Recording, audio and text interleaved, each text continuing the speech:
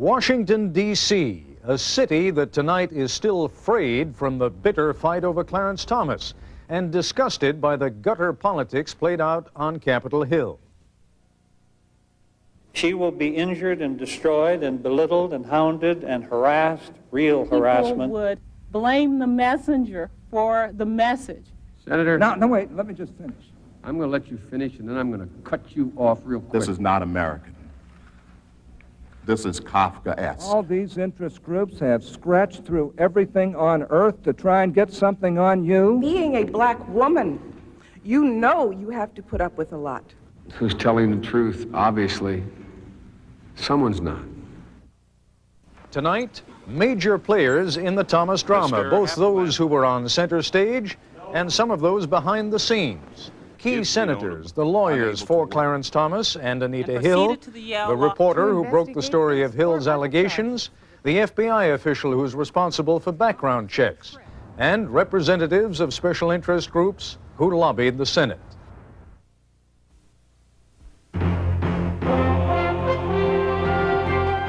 This is a special edition of ABC News Nightline. A town meeting. A process run amok. Can it be fixed? Now reporting from Capitol Hill in Washington, Ted Koppel. If this room looks vaguely familiar to you, it should. It is here that Robert Gates has been undergoing his trial by confirmation process on his likely way to becoming the next director of the CIA. It is here also that David Souter underwent questioning in the confirmation process that led to his becoming an Associate Justice of the Supreme Court. The leadership of the Senate has been kind enough to let us borrow the room so that we can spend the next hour or so trashing the process. Not everyone, but almost everyone, seems to find some comfort these days in blaming the process for the sorry spectacle that ultimately, painfully, led yesterday to the confirmation of Clarence Thomas to the Supreme Court. But it should be noted that if there is widespread agreement on the shabby state of the confirmation process, that is so only because each of us is convinced that someone else is to blame. You will likely hear a lot of that here this evening. But if we are extremely fortunate, we may also hear from one or two brave souls ready to accept some responsibility. That would be a major first step. Joining me here on the podium are Republican Senators Alan Simpson and Arlen Specter, both members of the Senate Judiciary Committee. Senator Paul Simon, a Democrat, also sits on the Judiciary Committee. Democratic Senator Bill Bradley is a member of the Intelligence Committee, which will vote this coming Friday on the nomination of Bob Gates to be CIA Director. Our audience is made up of invited guests, most of whom were involved either directly or indirectly in the battle over Clarence Thomas. Of all those we invited to participate in this broadcast, only the White House declined to play any part. Just to get a quick sense of where we're headed, let's begin by taking several quick questions or comments from our audience. And let me point out right away that I'm going to ask our panelists not to respond right now. I just want to give our audience at home a sense of what kinds of concerns are going to be reflected here. If we can begin in the back, in the left there. Go ahead, sir. I'm here with a group of students from across the country attending the National Young Leaders Conference. I'm a civic educator, and we spend a lot of time trying to educate and inspire young people about the public policy process in hopes that they'll follow in your footsteps. The last 2 weeks have not been a real good lesson. It's made great TV, but it hasn't been good government. How can you all put it back on a higher plane so that you will inspire future people to follow in your footsteps? Let me point out that with each of these questions, sort of make a little mental note if you want to, because I hope we're going to be able to come back to them a little bit later in the broadcast. We're going to go to the back and the right. My name is Cynthia Lebo, and I was formerly the General Counsel of the Senate Judiciary Committee, a committee which handles some of the most controversial legislation which the Senate as a whole considers. And I'm very concerned that the Thomas confirmation fight became so bitter and so personalized that the committee itself will not be able to function, and that the investigation into the leaks will heighten that situation and make it even that much more difficult for the members of the committee and the staff to work together. Now, in those instances where I recognize members of our audience, as I do in the case of Cliff Alexander here, I will try to introduce, but otherwise, if I don't, please don't be offended, and if you would be kind enough to introduce yourself not only by name, but also by title, either what you're doing or what you did that is in some respect relevant to what we're discussing tonight. Cliff Alexander is former Secretary of the Army. Perhaps more relevant to tonight, I was also chairman of the Equal Employment Opportunity Commission. I often wonder how 100 white people, 2 women, could sit there, as the entire Judiciary Committee did, when accused of being lynchers, and none of them could respond. I wonder why, really, the entire U.S. Senate finds it impossible to discuss race, black to white, with honesty. And it seems to me that both political parties have to answer that question for all of America. And if there's going to be any improvement in the process, we have to start with the people who are part of that process and who've been dishonest with most of us. And over here at our microphone at the front, Gary Bauer, who used to be with the White House. Gary, what are you doing these days? Well, Ted, for the last couple of months, I headed up the Citizens Committee to confirm Clarence Thomas, and I guess I just would like to share a comment and get some response later on from it. I've been wondering what the lessons that the American people might have learned in the last week, and I'd like to suggest that one of those lessons is that the American people saw once again that the special interest groups in this city are way out of touch with the people they claim to represent. We had feminist groups claiming that women were going to be outraged by Judge Thomas's nomination and confirmation, and yet the polls showed basically no gender gap. We saw civil rights groups saying that Judge Thomas would be horrible for blacks, and yet the polls showed 65% support among African Americans. So I'd like to get some reaction as to whether people agree with me that perhaps the main lesson the American people have learned this week is that the groups in this town are way out of touch. And when you speak of special interest groups, you're talking about those on the right as well as those on the left? I notice you only singled out those on the left. Well, I wouldn't want to single out us since our position prevailed and the American people, according to the polls, agreed with the position that we took. That's more or less how we'll be proceeding for most of the rest of the evening, with the notable exception, of course, that there will be answers or responses to some of the comments. But just to further set the tone, here is a reprise on where we've been from Nightline correspondent Jeff Greenfield. You swear to tell the whole truth and nothing but the truth to help you God? What we saw was not a hearing, but an inquisition. From Tulsa, Oklahoma, saying, watch out for this woman. I'm going to let you finish, and then I'm going to cut you off real quick. Well, if you... Unequivocally, uncategorically, that I deny each and every single allegation. It's turned into a campaign of slander, not a quest for confirmation. Did she show any signs at that time of being out of touch with reality? Spoke about acts that he had seen in pornographic films involving such matters as There's no proof that Anita Hill has perjured herself, and shame on anyone who suggests that she has. The nomination of Clarence Thomas of Georgia to be Associate Justice of the United States Supreme Court is hereby confirmed. The vote on Clarence Thomas may have been close, but the verdict on the process was just about unanimous. If you heard it once during this confirmation battle, you heard it 100 times. The whole process has run amok. But is that true?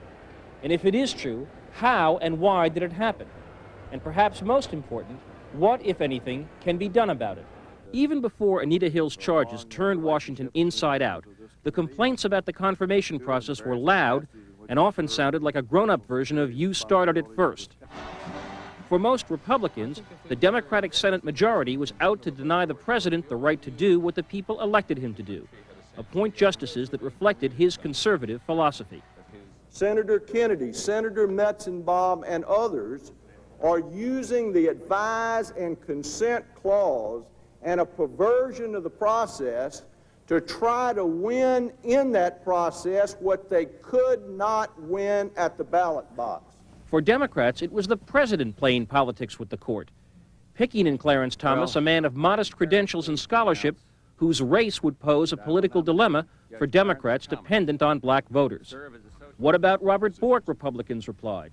This judge of impeccable scholarly credentials was turned down by the Senate in 1987 after an openly political battle featuring television ads. Robert Bork wants to be a Supreme Court justice. But the record shows that he has a strange idea of what justice is.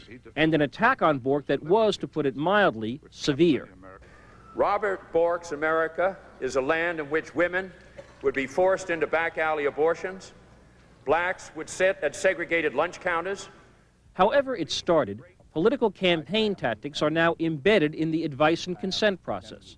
Well-regarded public relations consultants such as Ken Duberstein openly plan imagery and media strategy. Nominees, and for that matter congressional witnesses, pitch themselves as Horatio Alger heroes and heroines. We lived in one room in a tenement. We shared a kitchen with other tenants. I arrived in Washington 25 years ago this summer with everything I owned in the back of a 1965 Mustang and no money. I was born on a farm in Okmulgee County, Oklahoma in 1956. If character is now the key to the confirmation process, then attacks on character are also the coin of the realm. It was once unthinkable for former subordinates to attack a boss now up for a higher job. But that's exactly what happened when CIA nominee Robert Gates found himself publicly opposed by men and women who once worked for him. Gates's role in this activity was to corrupt the process and the ethics of intelligence. I think the atmosphere got in the way of allowing me to do my best.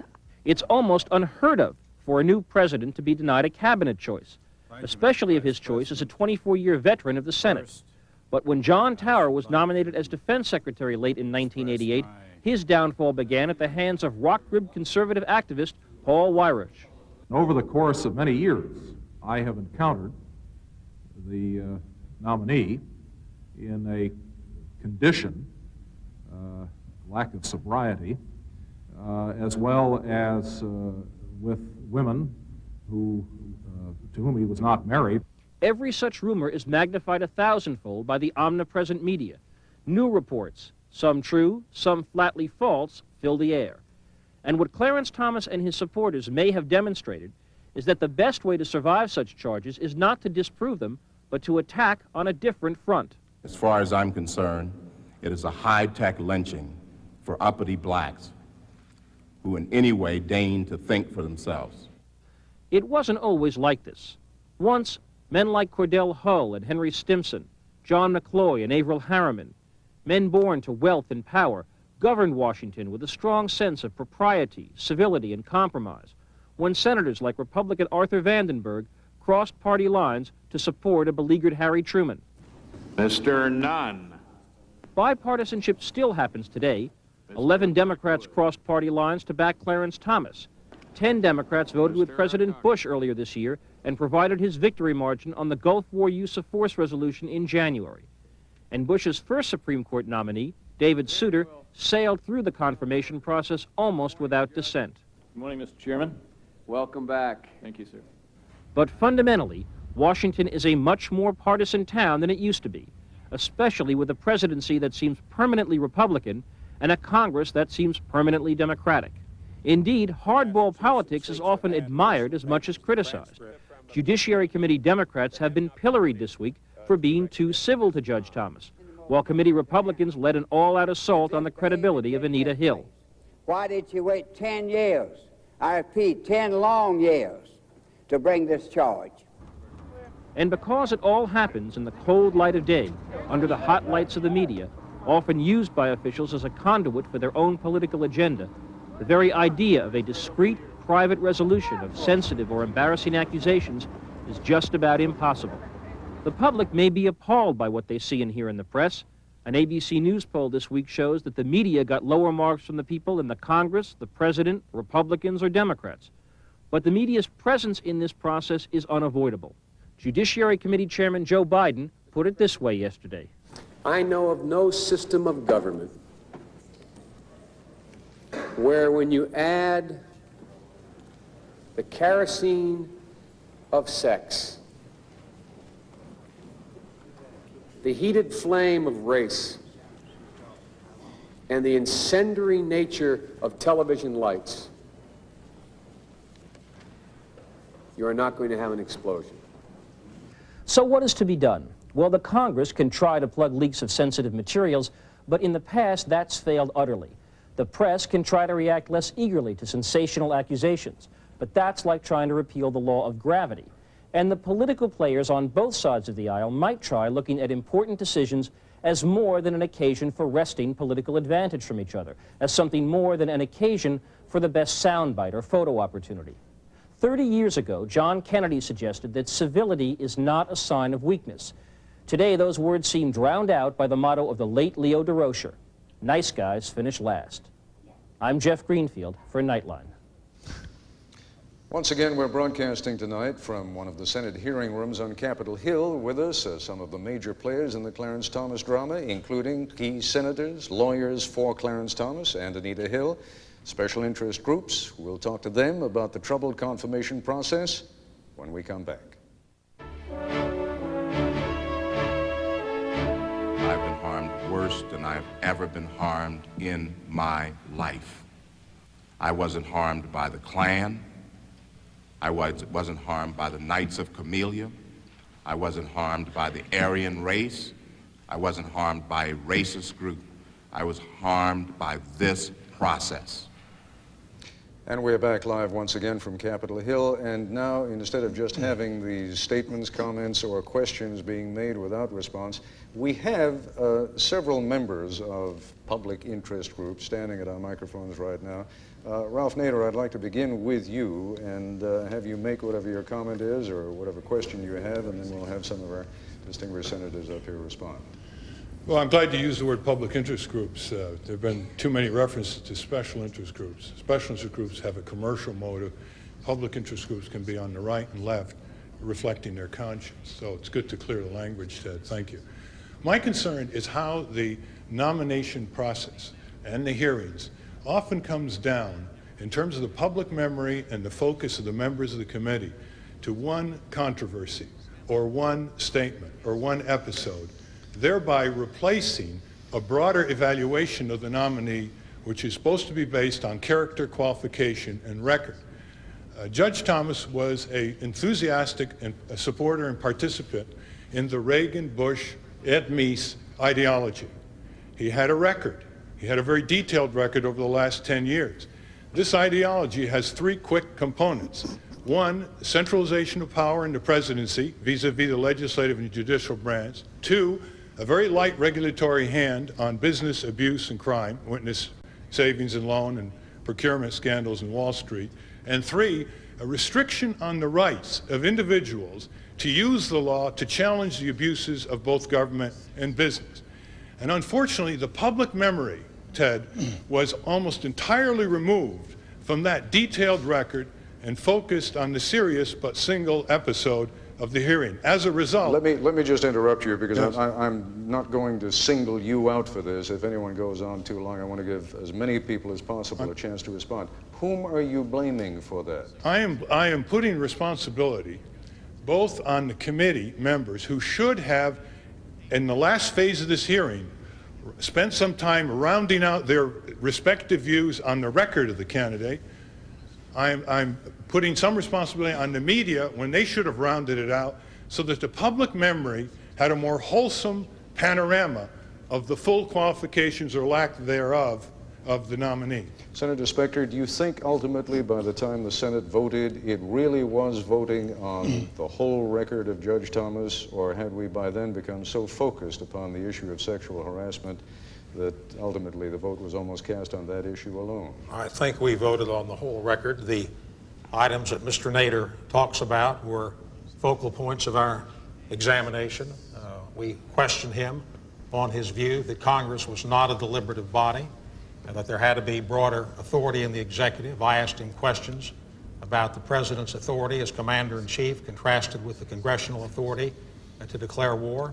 I went very deeply into the questions of affirmative action. I talked about his respect for individual rights as a defendant. When the hearings ended, I, as well as many others, I waited until they were all over, announced my position, made a detailed floor statement on why I was voting for him.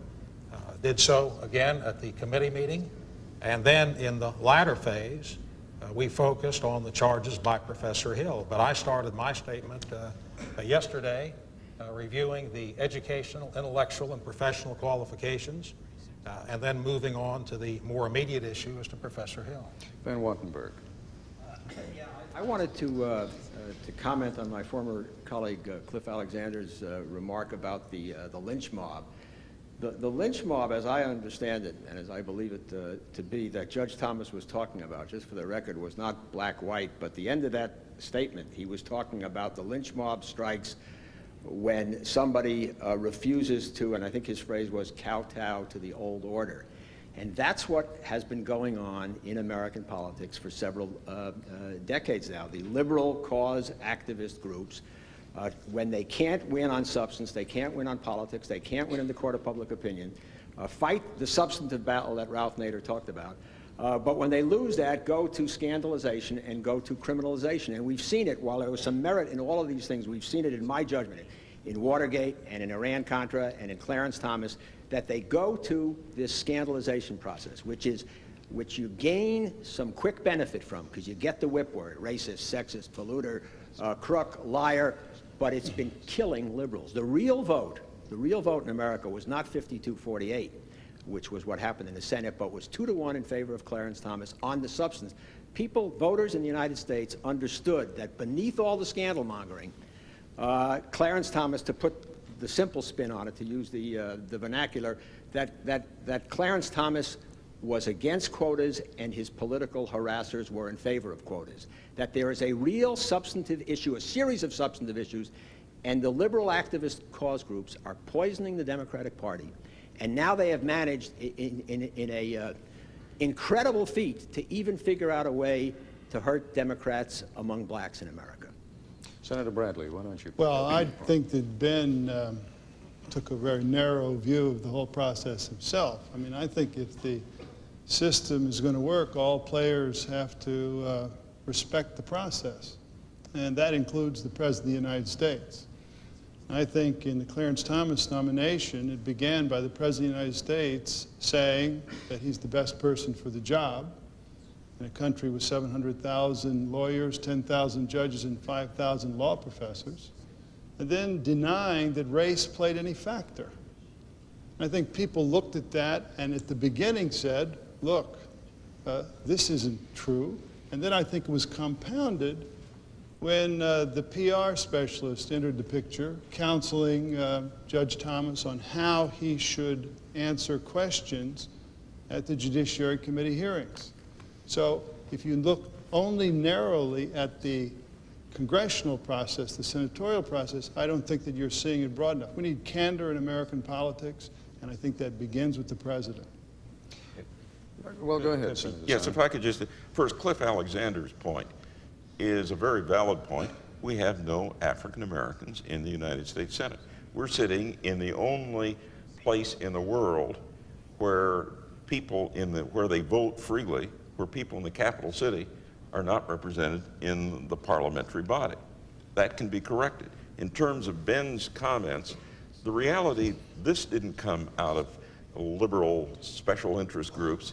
It came because one woman reluctantly answered the question of a staff member, and things developed from there. It was not some grand scheme, some great conspiracy by liberal groups. No, but there is a sense, Senator Simon, that that woman was sought out, that Anita Hill was sought out, because, as a couple of people have now charged, the Democrats weren't able to win this one on the issues, that there was a sort of desperation at work here. But that is because the process broke down, not just at the congressional level. Well, are you first of all conceding the legitimacy of that point? Well, no, I'm saying that it broke down in part because the President of the United States ignored the advice part of it. The President of the United States ought to, as many presidents have done, bring in a few key senators and say, these are the people I'm thinking about, do you have other suggestions? So that there really is an advice and consent process as the Constitution suggested. And we would not have even had the acrimony that we had prior to the last few days. Senator Simpson. Well, it is, it really, you've used the word civility. And I have a great tendency to lash out when I see someone. Yeah, well, don't worry, plenty of you do too. So let's not lose any sleep about this one. I mean, in the last few days, I've had people refuse to shake my hand. I've been cursed, sworn at, called menacing, evil, bitter, foul, poop head, you know. And then I'm supposed to sit back and smile benignly, and then people say, "You're getting hard, Alan, and evil, and we're wondering what's happened to you." I say, well, either I'm going to get consumed in the process and just get sucked up and spit out like a husk, or by God, you get in there and fight. And that's what Clarence Thomas finally did, and he got on the Supreme Court. If he just sat there, he wouldn't be on the Supreme Court. But at some point in time, there is a point where everybody ought to think one simple thing, so corny, so naive. How would you feel if this was happening to you? Senator, you've raised what may indeed be the central point of this evening, and that is whether the process has deteriorated to such a point that no one now is capable of restoring the kind of civility that you talk about. I'd like to pick up on that point when we come back, and we have a number of people at our microphones. We'll continue with this discussion in just a moment.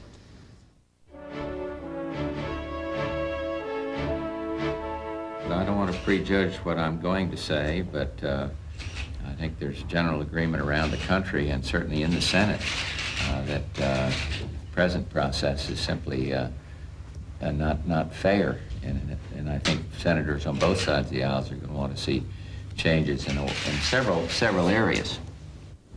And we're back once again live from Capitol Hill. Standing at one of our microphones, Richard Leon, you were an attorney advising Judge Thomas during these hearings. Would it have been possible at any point, once the issue of sexual harassment was raised, to restore the kind of civility that Senator Simpson was talking about just before the break? Well, Ted, of course, it would be difficult to speculate as to whether that would be possible. Having served as a counsel in the Iran-Contra Committee hearings, I have a feeling of what it's like to be caught up in a whirlwind. And I think Judge Thomas and all of the people who were working either for his nomination or against it were caught up in that whirlwind as well. And I think the integrity of the process is exactly what the heart of this whole program should be looking at. Because there's a great sense, I think, among the American people that this was not a fair process, and the process needs to be fixed. In the first instance, people thought it was unfair because there was widely discussed and widely held views that the information in question here had been leaked improperly and in violation of the rules of the committee. And some staffer made a decision that the process, which had made a judgment, the senators had made a judgment, that that material was not sufficient, wasn't a sufficient enough allegation to warrant stopping the process going forward. That person countermanded that process and hence raised the question about the integrity of it. But I think, Ted, there's a bigger question about the integrity of the process, which I would address to the three senators who are members of that committee as they look to the future in an effort to fix it. Because obviously we all share a great interest in making sure that outstanding women, outstanding men in this country will be willing to put themselves forward for positions of this importance to the nation. And they're left wondering right now, am I going to be putting myself basically through an incredible process that one might even analogize to a lynching mob? And the integrity of the process, I would submit to you, is further questionable when you take a look at news accounts that detail that on 10 different occasions, staff members of the committee and staff members of another committee interviewed Anita Hill prior to Anita Hill ever being interviewed by an FBI agent. People start asking themselves the question, why is it that Senate staffers, who obviously are aligned politically with one side or the other, are conducting an investigation into whether or not a sitting federal judge may have committed a crime at some point early in his career? Are you suggesting, Mr. Leon, that that is not, I mean, if you can, step back a little bit from your own association with Judge Thomas. Are you suggesting that that kind of thing has not gone on in the past, that there is something unique about what happened this time around? Well, I'm not a chronicler, unfortunately, of the Just from past your own experience with the Judiciary Committee, but I would like to think that when a charge is surfaced in the first instance, even one that's done confidentially, as was the case here, of this nature, that rather than having non-judiciary staff committee members investigate it, or judiciary staff investigate it, that it would be directed to the FBI earlier on in the process so that some objective investigation would take place into something of this kind, rather than having 10 separate contacts with this person before a statement is ever initiated. Let me just bring on someone who was more or less your counterpart. Susan De La Rosa, you were one of the attorneys advising Professor Hill. Yes, I was. Do you want to respond to what Mr. Leon has been talking about? Yeah, I would like to comment on the fundamental unfairness of the actual hearing procedure before the Judiciary Committee. I think there are two key points I'd like to make. One is that essentially what we had is a process where the Republicans on the committee decided to act as advocates for Judge Thomas. And they did so very strongly and very effectively, and they gave a message out to the country which was an attack on her integrity. On the other side, we had Democrats who did not decide to play the role of attorney and advocate for Professor Hill. And so consequently, we had a very unbalanced procedure. I think a fundamental tenet of our legal procedure is, our legal system is, that in order to get at the truth in a fact-finding, what is supposed to be a fact-finding proceeding, you have to have strong advocates on both sides, and that just didn't happen here. The second point that I wanted to make is that a very key issue in this proceeding was focused on the issue of pornography, and that issue was simply laid to rest. Nobody explored it. Professor Hill testified that she was forced to listen to pornographic details from pornographic movies. There is a woman who is a law school classmate of Judge Thomas's who had said to the national press that yes, he had discussed pornography with her and with other law school classmates more than once. And yet, when he was asked by Senator Leahy, have you ever discussed pornography with any other woman, he refused to answer that question. And the Judiciary Committee let him get away with that.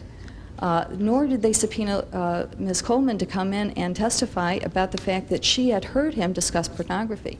Let me, if I may, make a couple of points here, and then we'll go to our senators on the panel. It seems to me, A, that I don't think any real useful purpose will be served here this evening by re-arguing the Thomas case. We are here tonight to discuss the process. It also seems to me that, in a sense, the two of you symbolize one of the things that is wrong with at least one aspect of the process, and that is we're talking past each other. You're not responding to what Mr. Leon is saying. I doubt that Mr. Leon is responding to what you would say. And I'm not going to give him an opportunity to right now either, because I'd like to hear from the senators up here as to how we can, let's begin with one of the charges that Mr. Leon made, having to do with the issue of a Senate staffer leaking something apparently in frustration, and I have no idea why, but apparently in frustration because of what I infer to be a feeling that the Senate Judiciary Committee wasn't going to proceed vigorously enough on this issue. Let me just assume that that was the motivation. You buy that? But there would be tactical advantage in pushing it and in bringing the witness forward. Why didn't the Judiciary Committee investigate it more actively itself? Because we focused on the substance of the charges by Professor Hill, and if we had started to investigate the source of the leak, we would have been off on a wild goose chase. No, I don't mean that. I mean, why were the allegations by Professor Hill not more vigorously pursued by the Judiciary Committee? They were not pursued because there was too much of a rush. I found out about them for the first time the night before the committee vote. And as soon as I found out about them, I sent for the FBI report and I read it. I found out at that time that only one other senator had read the report, and another senator was scheduled to see it Friday morning before the vote. I was very concerned the next morning, and I asked to meet with Judge Thomas, and I asked him about the charges of the allegation. By hindsight, I wish I had pursued it at that point and had asked to talk to Professor Hill. The senators who were against Judge Thomas raised no question at that time. Yesterday, one of the senators who vigorously opposed Judge Thomas complained that the Republicans tried to push through the matter last Tuesday. Some of us on the Republican side, as I won, stood up on the floor and asked that the matter be put over for an investigation. But none of those Democrats who were opposed to Judge Thomas raised an issue to put the matter over for 1 week. Any senator could have put it over for 1 week, and nobody did. And I believe one of the pervasive problems is that we're in too much of a hurry. It starts when somebody retires in June, and then the appointments are made very fast. The president waited no time at all on both Souter and on Judge Thomas. And then we try to get the matters finished by October 1st. We try, and we can do that if it all goes smoothly.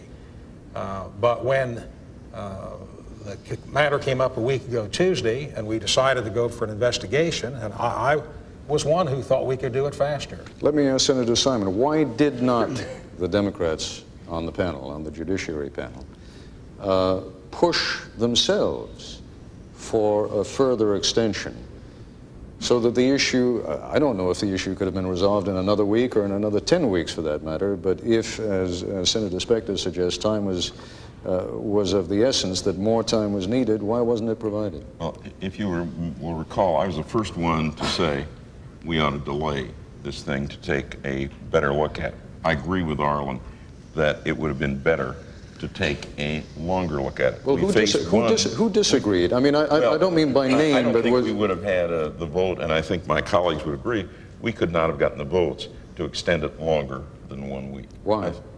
I think the feeling was, particularly on the Republican side of the aisle, that we were simply trying to build up steam for opposition. Paul, go back to September 27th, the day of the Judiciary Committee hearing.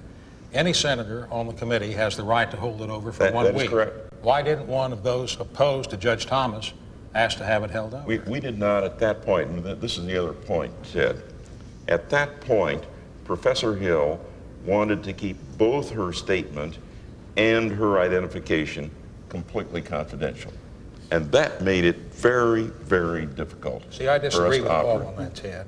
I say the facts are that on September 23rd, Professor Hill had made a statement to the FBI and had supplied the committee with a statement, and at that point, she was prepared to come forward. Senator Simon and I have, well, we've disagreed on this factually before. I've checked it out. She was ready. Let me just, Ted, if I may just respond briefly. I called, I'm the only member of the committee, to have called Professor Hill after reading the FBI report. She suggested, among other things, that it be distributed to all members of the Senate, but the report be kept confidential, and that her name not be used. I said, that's just absolutely impossible. I said, the only way that can happen is if you are willing to go public. And I said, I wouldn't want to advise you one way or another because it is such a momentous decision in terms of your life. But Senator Simon, let me interrupt you just for a moment because we're going to have to take a break. One of the guests who is with us here tonight is the Deputy Director of the FBI. I'd like to bring him into this discussion when we return, which we'll do in just a moment.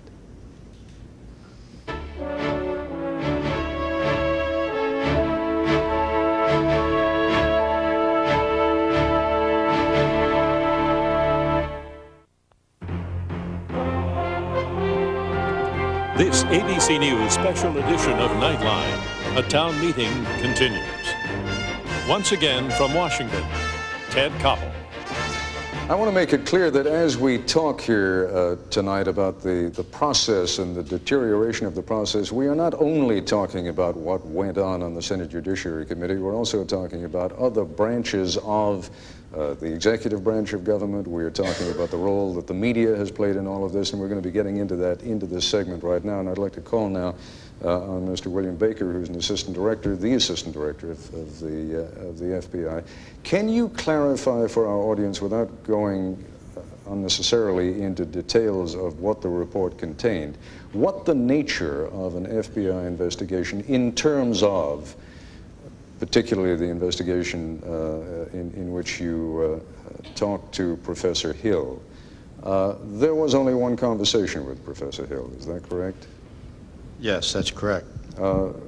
Is that, as you look back on it now, was that sufficient I think Senator Specter made an interesting and correct observation when he talked about the timeliness of the investigation. We conducted our initial background from July 1 and had a final report, at that time final, submitted to the White House on the 15th of July.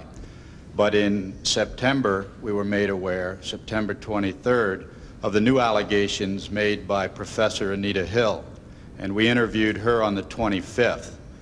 That interview was a thorough one. We tried to extract as much information factually as we could. And then we had a leak, and that leak accelerated the process. Until then... May I just interrupt you for a moment? How much time elapsed between the time that your agents interviewed Professor Hill and the time of the leak? I'd have to have the date of the leak, but the interview with her was on the 25th. So when did that leak occur? When was the Nina, first report? Tim, when did you break the story? Nina Totenberg of National Public Radio. October 6th, and I think the interview with Anita Hill was September 23rd. Yes, actually, Ted, I'd like to add something else. We had the story on October 5th, but this information was available, was known by me and other people in July. And when we sit here and talk about, when the senators sit here and talk, and even the FBI sits here and talks about the problem of the process dealing with information that only became available at the last minute, the fact is that it was known to quite a few people very early on, and no one did anything about it. Well, that's fascinating, Ted, because it may have been known. Let me just point out that Timothy Phelps is a reporter for Newsday, and he and Nina Totenberg, I guess you broke the story about the same time, right? That's right. It's fascinating that Mr. Phelps knew about it in July, but I didn't. I didn't know about it until September the 26th. There were people who knew about it, and we as yet don't know precisely who they are, although we've identified some who were obviously making an effort to have somebody publish it at an early date. But the FBI didn't know about it. I didn't know about it. No. But I think you the know question, about it, Paul? no. I didn't know. The question is, why not? This information was available to some of us. When you say this information, not Tim, the if you, FBI report. no, obviously not. The FBI report hadn't taken place yet. I mean, this is some months before the FBI fact that there report. was an allegation of sexual harassment, not a formal allegation, the fact that there was a possibility that there was someone named Anita Hill who had been sexually harassed by Clarence Thomas was known in July. But you didn't run that story in July. No, we didn't. Because clearly you didn't feel you had enough to go with that story. That's right, but I had enough to start work on it, and I believe the Senate and perhaps the FBI could have done the same. You know what I think is rather puzzling to those of us in the media who really are not trained sleuths is that we hear information like this, and when we knuckle down and chase it, we very often can find it. And sometimes I think that the United States Senate couldn't find a double bass in the closet. May I disagree with that, Ted? Yeah, which part? We can. There are some of us who have done some investigative work in the past and who know how to follow leads and interview people.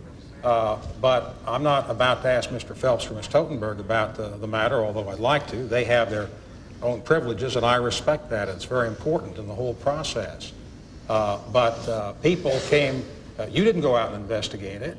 Somebody came to you because they wanted you to break a story. That's not true. No, that's really not true. Mr. Phelps and Ms. Totenberg did not tell the Judiciary Committee. They didn't tell Arlen Specter. They didn't tell Paul Simon. They didn't tell Joe Biden either. Well, is it in fact the role of the press? So does that mean that they are not involved? Well, wait a second. This conspiracy? If I may, Senator Bradley, just a question. The question I have is... Alleged conspiracy. Are they If they didn't tell required... anybody, then...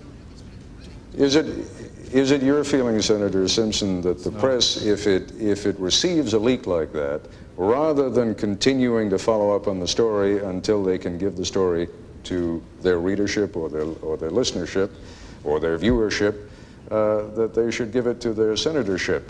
No. But if we're here to determine, where we're going to go, I can make just as many cute phrases as Nina Totenberg. And so you can talk About about to start double something bases. again here, right? You can start at double bases in the closet and all that, but, you know, really, the other night, that lady laid the F word on me 3 times. All right. Rather, I promise. Right there. And if that's civility, I missed something. Yeah, okay. Let us see if in this context, at least, we can maintain civility, and if we can also focus, and I'd like to go back to the Assistant Director of the FBI. You suggested something that was extremely interesting to me before we didn't follow up on it, and that is that your agents felt, or you felt, time pressure. You didn't have enough time to conduct the kind of investigation you wanted to conduct. I'm putting words in your mouth now, Yes, you are. But if you don't accept that, then tell me to what degree you don't. We had to jumpstart. We had that information, and we immediately sent the agents out. Had we been able to work in an environment where the media did not have it, where the Senate did have the information, then it could have been researched the way trained investigators would research it. But by having it out, that accelerated the whole matter. Now, as you heard Nina Totenberg say, your agents went out on the 23rd. The story didn't break until the 6th of November, so they had plenty of time. They only interviewed her once, right? That's right. We interviewed her and submitted the results for examination. And it went to the Justice Department, to the White House, and then to the committee. Should it have gone to the White House first, Senator? They are our client, Ted. That was a big argument in committee when Pat Leahy was putting a partisan touch on it, that the White House was doing this and the White House was doing that. And we said, wait a minute, that is their client, and the Judiciary Committee made the request, and that is a true routing of that. And Ted, that is a point that Mr. Lee referred to. Why do we have independent committee investigators? We have bipartisan efforts generally on committee investigation, but we want an independent legislative look in investigation. As the FBI Assistant Director just said, they regard the White House as their client. We don't want just a White House screen product coming to us. We want independent information. Well, who Senator Bradley, at whose request? I guess I know the answer. It's at the White House's request that this background check then is being made. But if you in the Senate, and I realize you're not on the Judiciary Committee, but if you in the Senate have reason to believe that there is some allegation that needs to be followed up on, don't you have the right to call the FBI and say, we need you folks to do something for us and have it come back to you? Or does it then automatically go to the White House? We have listened to both sides. And to address the senator, our whole objective is to be apolitical in this and to report the facts, as Senator Biden so emphatically stated during the session, that we do not make conclusions and that we are factual, and we do not make recommendations, but we are responsive to interests from both sides.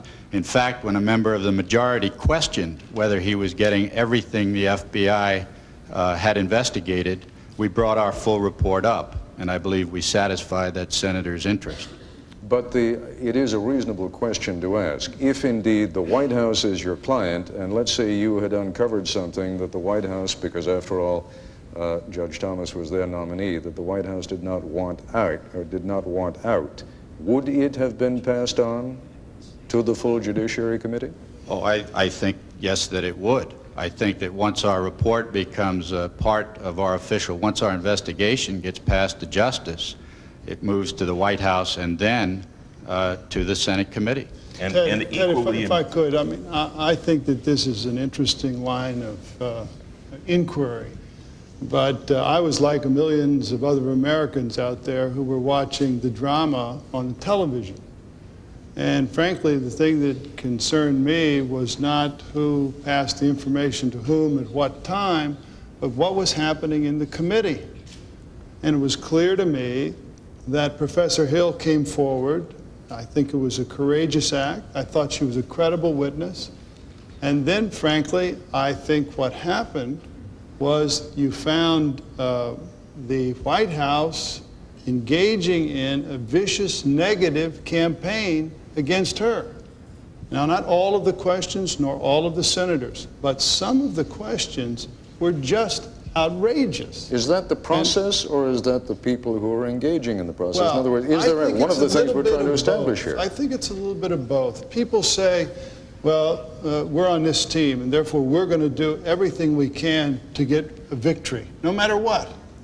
And even if that means going to the extreme, and this, in my view, was the low point of the whole process, of raising the issue of The Exorcist, the novel, in an attempt to slyly imply that Professor Hill is possessed of demons. In my view, that was the low point in this whole process. Bill, let me ask you this. And I think, frankly, that millions of people out there watched the television and said, what's going on here?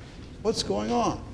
Senator Simpson, Let me ask you if I this. may ask you just to hold out Yes, for a you minute. may. We've got to take a commercial break. We'll come back with you. And then also I would like to remind folks of a television advertisement that ran very early on in this process, in which the background of Senators Kennedy and Biden and Mr. Bozell, who was the third, Cranston, were questioned. The man who was, at least in part, responsible for running those commercials, again, I remind you, very early on in the process, Brent Bozell is in the back, and we'll be going to him. All of that when we come back, but first, Senator Simpson.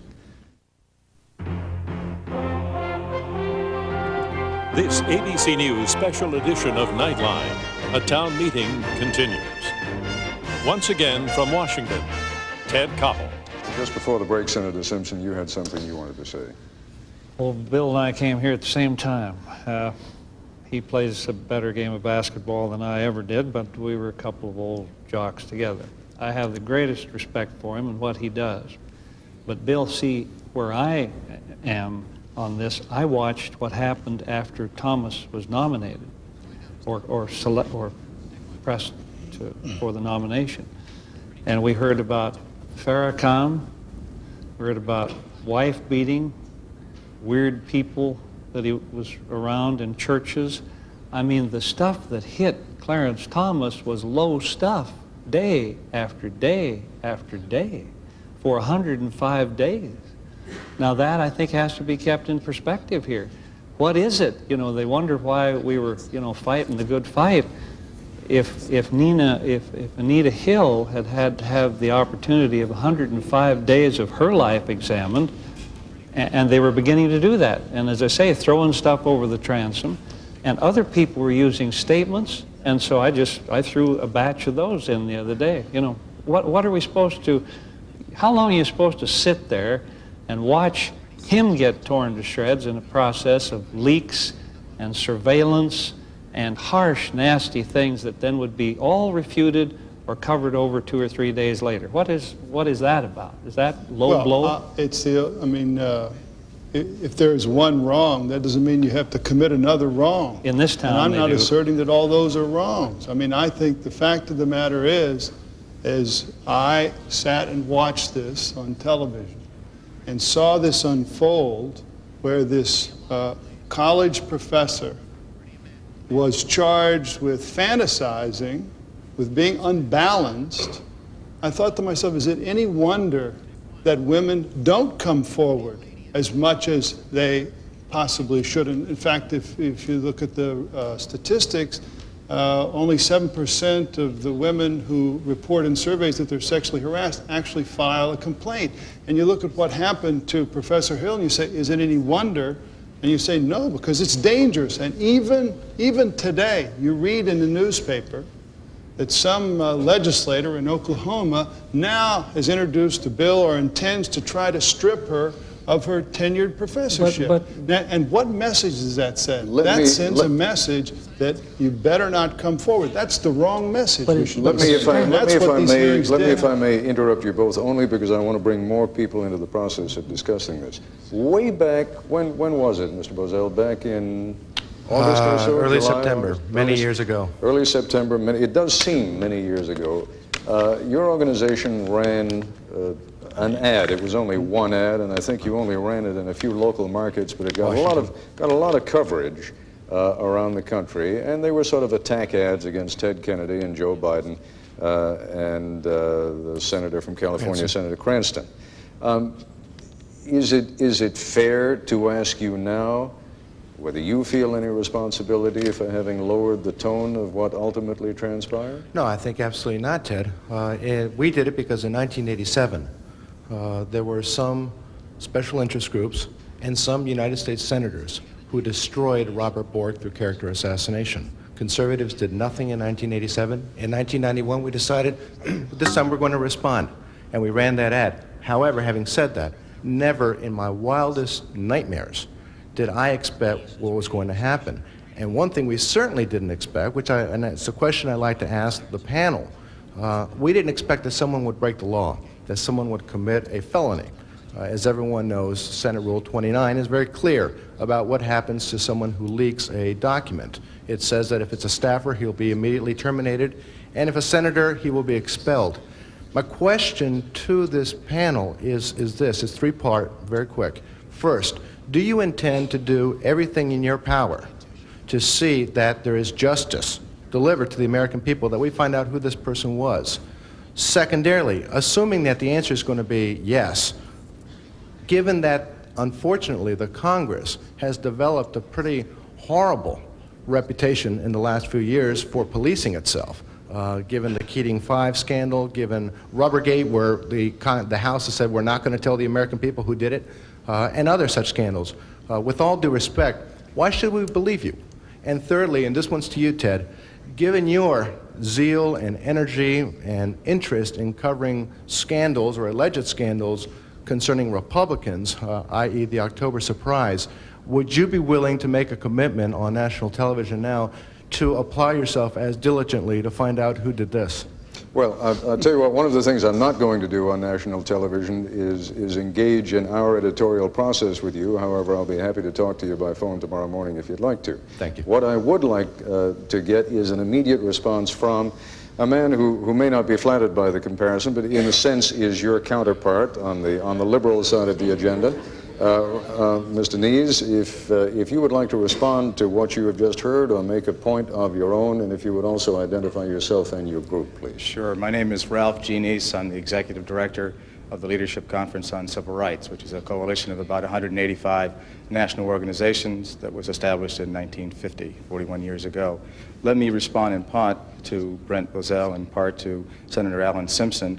Let me start with the Bork battle of 4 years ago. Contrary to what we heard just a few minutes ago, we maintained at that time, and we still maintain, that what defeated Robert Bork was Robert Bork. He was very clear in his 25 years of speeches and testimony and articles and whatever that he vigorously disputed, harshly criticized about 60 years of Supreme Court decisions. He himself said before the Senate when he was up for appointment for the Circuit Court of Appeals that he thought that there were dozens of Supreme Court decisions, fundamental Supreme Court decisions, that had been wrongly decided, should be reconsidered, and if necessary, overturned. We took him at his word. So did the Senate, and so did the country. Robert Bork defeated Robert Bork. With respect to the Clarence Thomas nomination, we took a position on August 7th after about 5 weeks of exhaustive examination. We opposed the Thomas nomination on two grounds. Number one, we thought that he was a right-wing conservative, and we opposed his judicial philosophy. We found that he had also harshly criticized a very large number of Supreme Court decisions on privacy, on equal educational opportunity, school desegregation, voting rights, et cetera, et cetera, et cetera. Number two, we criticized him on his public record, that while at the EEOC and at the Department of Education, he had many times refused to enforce laws with which he disagreed and only would enforce those laws with which he did agree. Now, once the hearing started on September 10th, there were other issues that came up with respect to stonewalling on certain constitutional issues and refusing to discuss them, with respect to repudiating many of the past controversial statements. Let me just interrupt you, if I may. One of the things that became clear very early on was, and you are quite right, you did raise all of the issues that you've enumerated, but it was quite clear early on that if that was all you had, you were going to lose in your opposition to Justice Thomas. And indeed, the question that is being raised now, and since we're here tonight to talk about the process, is it fair, is it right, should there be, and I'll bring the question back to our panelists here in a moment, should there be an investigation then when someone decides, someone working on the Senate staff, that because the issues that you have enumerated aren't working, and it looks as though Judge Thomas is not only going to be confirmed, but confirmed by a fairly substantial margin, that then you start going for the dirt? Let me complete what I was going to say before, and I think it partially or completely answered what you're asking. When we have a campaign, as we had in both the Bork and Thomas nominations, we focus on a public education campaign with respect to lobbying, media, the grassroots. We focus on those substantive issues. We frame the debate in a substantive way. We do not have investigators. We do not go out and find dirt. If anybody in the coalition finds out information because someone calls them or whatever, it's referred to the appropriate forum. Were there ever ads placed in newspapers and magazines around the country? I've heard a number of conservative commentators and some newspaper columnists suggest that your organization, among others, placed ads in newspapers around the country looking for anything that anyone could come up with on Judge Thomas. The Leadership Conference did not place any such ads. Anybody you know about who was working with or for you? As I understand it, there was an ad in the Legal Times a couple of weeks ago, 3 weeks ago or whatever, basically asking for information. I think it was in response to something that Clarence Thomas had said during the hearings. For example, that he had never discussed Roe versus Wade, I believe was the jumping off point. And the ad said if anyone had heard anything along those lines to call. But again, that was not a leadership conference advertisement. A, is that fair game, Senator Specter? And B, should there be? Is there going to be an investigation to find out who it was that leaked the... There will be an investigation. There should be. And whoever did it ought to have appropriate action taken against him. When we go back to conduct the investigation, or the FBI does, or the Justice Department does, I'm surprised as I sit here tonight to find Mr. Phelps and Mr. Totenberg knew about this in July. And I'm not saying that they should have turned it over to me or to the Judiciary Committee. They have to make their own judgment about that.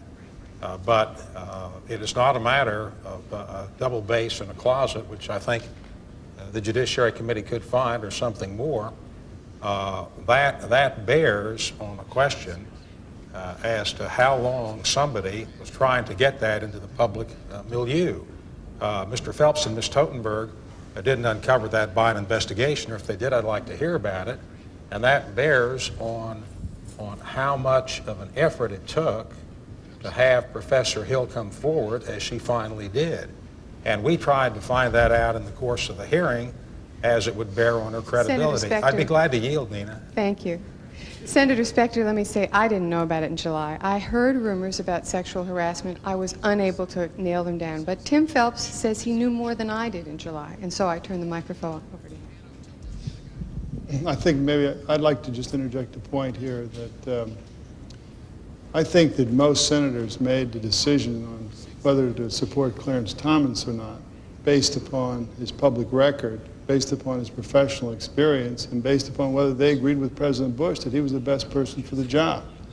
I mean, there were, after the hearing process at the end of the last weekend, maybe 2 or 3 votes that were changed. 5 changed. 5 changed. Yeah. And, you know, it seems to me that we have focused a lot of information and effort on what happened in the last weekend. But I think that the major point is that the process for confirming a Supreme Court justice has got to be based upon experience and character, and also willingness to come forward in the process. I mean, I think if you want to know how to improve the process, you can take the PR out of the people, take the PR people out of the process, and have somebody come before the committee and let them talk about their legal philosophy, their personal philosophy. That's not what happened in this. Oh, no, What I happened would challenge that. Political philosophy. Bill, that's not true. I'd like to answer I'd just like to get your Senator response. Specter. Yeah, Tim. It certainly was an investigation or a journalistic process that was initiated by me, and I assume other reporters. Somebody didn't come to me from the Senate and say, this is something you ought to look into. No, but I mean, somebody had to suggest that there was an issue of sexual harassment. You don't just out of the blue start looking into sexual harassment. You don't do it out of the blue, but you do it by calling people who used to work at the EEOC, for example, and ask them if there were any problems under Judge Thomas's tenure. I'd like to say that it's not the press's role to bring matters to the attention of the committee except by writing newspaper stories or or radio stories, for one thing. Secondly, it was pretty clear that Chairman Biden was not terribly interested in looking into this kind of matter. How do you know? Because a member of his staff, when I inquired about several other things along the line that have been mentioned here, told me so, that he feels, in fact he said so the last day when the committee voted 7-7, he said, and he was talking about this FBI investigation, he said, when we go to the floor, let's keep this on the man's record. What's at issue here is not his character. Ted, on Senator Biden's behalf, he said flatly on the record that he did not pursue it because Professor Hill insisted on confidentiality. But I'd like to hear from the FBI on this. Can you find a double bass in the closet? If the newspapers can find it, how about the FBI? We'll get a microphone over to Mr. Baker. We're going to take a quick break, and by the time we come back, we'll have a microphone in the hands of the Assistant Director. Back in a moment.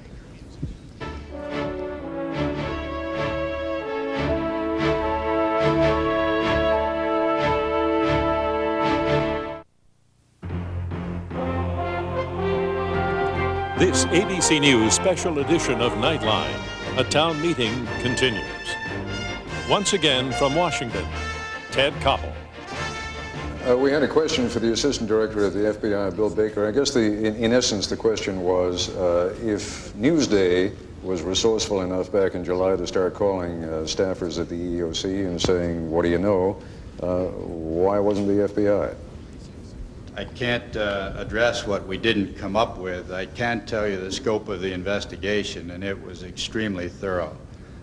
In these type of spin, and may I describe that, that's a special inquiry investigation, we contact at least 35 people. In this type of a case, many more. When the candidate is a candidate for the high bench, for the judiciary, we also look into capability professionally, which we don't do in other type background investigations. And so we contacted many people who were familiar and worked with the candidate at various times in his life.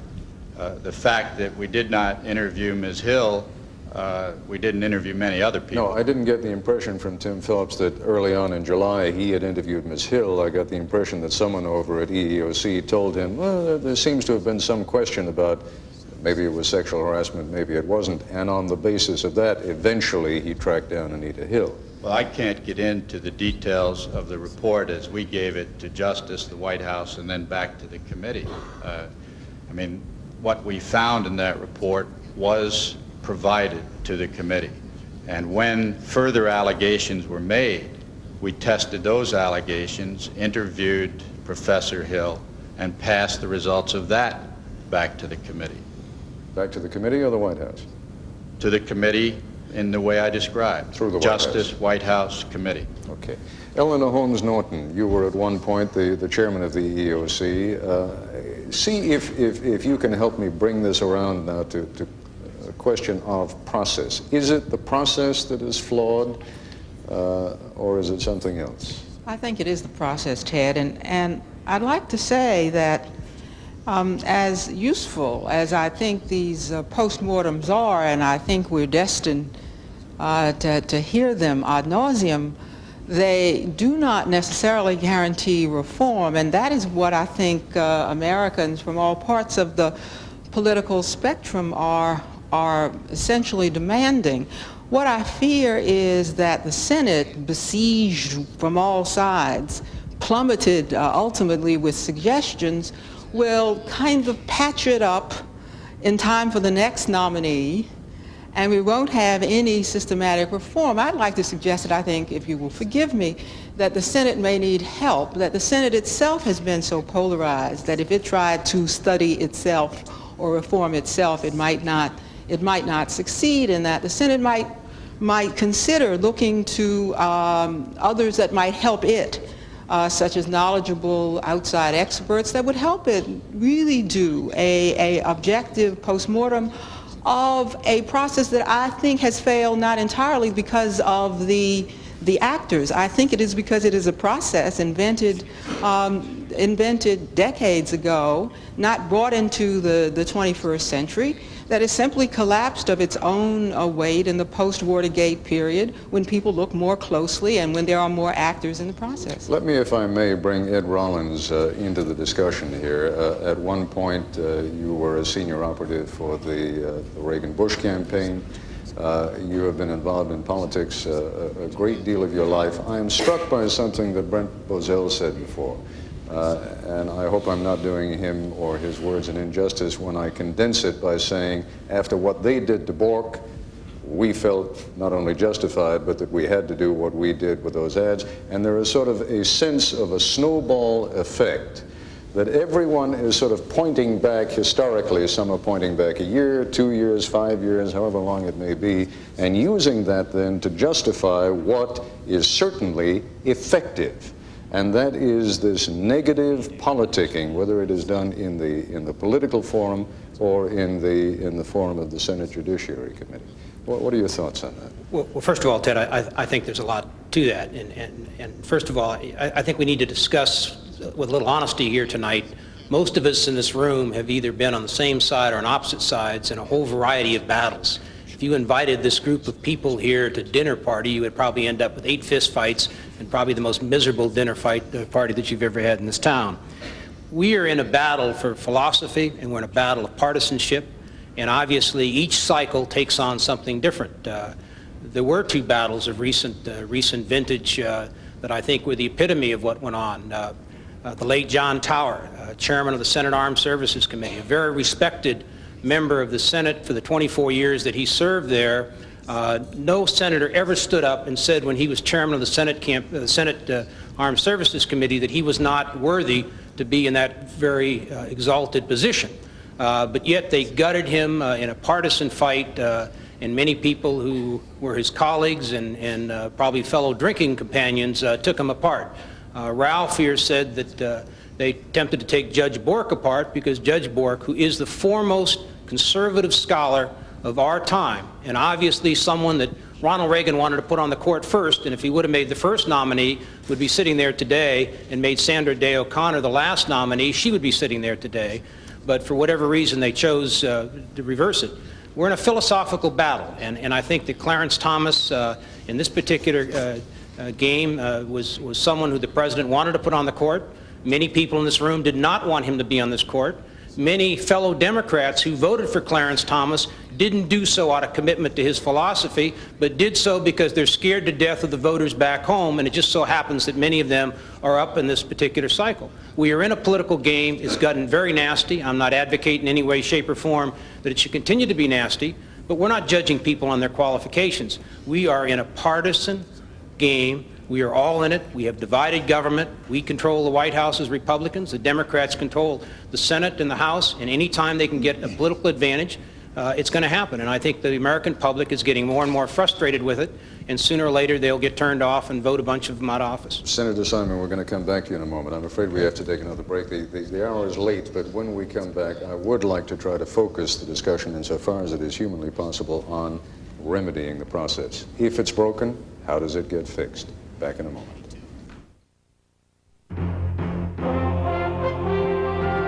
This ABC News special edition of Nightline, a town meeting continues. Once again from Washington, Ted Koppel. Let me begin by warning our affiliates we're going to go a little bit beyond our scheduled off time of 1 o'clock Eastern time. And I would like to begin with a young man standing in the back. Go ahead, sir. My name is Tevi Choi. I'm a recent college graduate working in Washington.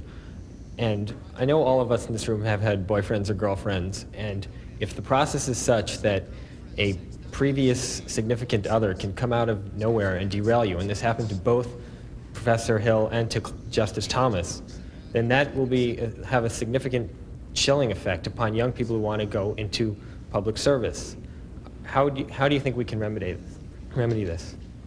Senator Simpson, I think you've got you've got the beginnings of what you believe to be a solution. Well, yeah, I'd like to go to that. It's been interesting, and we could all go to these things. But I tell you, I think there's a start the committee could do, and that is to have executive sessions I was interested in that. By which you mean closed session? Yes, I mean closed sessions, but you see, then we will be assailed in that process. So the people say they want that 2-to-1. I just was interested in that. I saw that indication, but we should have it, and we should have that with very limited staff and very limited handlers with regard to the nominee, and have half a day or 2 days. The Intelligence Committee does this, and the Ethics Committee does this, and I think it would be well for the Judiciary Committee to do this. That would be a start. Senator Simon. First, I agree with Alan in terms of a charge like sexual harassment. That kind of a charge, I think we should have a closed session. Everything else ought to be out in the public. Second, Ed Rollins talks about this partisan fighting being inevitable. Justice Scalia was confirmed unanimously. Justice Kennedy was confirmed unanimously. If the president would follow the advice part of the advice and consent and consult with members of the Senate, there's no reason we have to have these partisan wrangles. Let me just ask you, and I'll pose the question to you, Senator Simon. You say you agree that on questions of, for example, sexual harassment, that they ought to be discussed in executive session, that is, in closed session. They were, and you guys didn't do a very good job. You didn't pursue it. It wasn't until the story broke that you took it seriously. I mean, that really is the rap on the Judiciary Committee. The answer is they were not discussed in an executive closed session where all of us were there talking about it, until the person making the charge was willing to at least come to an executive session like that. It was not possible. But I think that clearly that would have improved the process this time. I think Alan is correct. I'll come to you in just a moment. E.J. Dion in the back. Yeah, I'd just like to suggest that maybe by focusing so narrowly on process, we might be missing the point that really for 30 years we've had almost a cultural civil war in the country over some of the most divisive questions there can be: race, feminism, abortion, things like that. And when you have a cultural civil war, people feel a sense of righteousness in which they do play to win at all costs because they think they're right to play to win at all costs. I think that we seem to have a particular problem as a society dealing with these questions. The Europeans have dealt with abortion, I think, in a much more civilized way than we've managed to do it. And I think people kind of run away from this process because when we have constant cultural arguments and moral arguments in government, government doesn't look like it's settling people's problems. And so I guess the kind of question I'd like to pose is, do the senators really think we can find a better way to talk about these divisive moral and cultural questions? Because I think until we do, we're going to see fights like the one we just saw over and over again. Senator Bradley? Yes, I think that is absolutely the most essential thing. You have to be able to sit down with somebody you disagree with on a very divisive issue, on a very potentially inflammatory issue, and have a candid discussion. I mean, for example, the issue of race, which is what Cliff Alexander raised at the beginning of this session. The fact of the matter is that most politicians don't want to talk about race. Race was a real element in the Clarence Thomas nomination, even though the President of the United States denied it was. And the issue was not really confronted. For example, in the questioning session, when Clarence Thomas came in and charged racial stereotyping, he was on a little thin ice because he did not criticize or raise his voice when his president, George Bush, used the ultimate racial stereotype, Willie Horton. That was Al Gore that brought that up first. That was Al Gore that brought that up first. In order to get the victory. That is the point. And unless you're able to focus on somebody's record without people being defensive, that also is a problem. For example, it is very true that George Bush in 1964 opposed the Civil Rights Act that allowed Clarence Thomas to go to an integrated restaurant in Pinpoint, Georgia.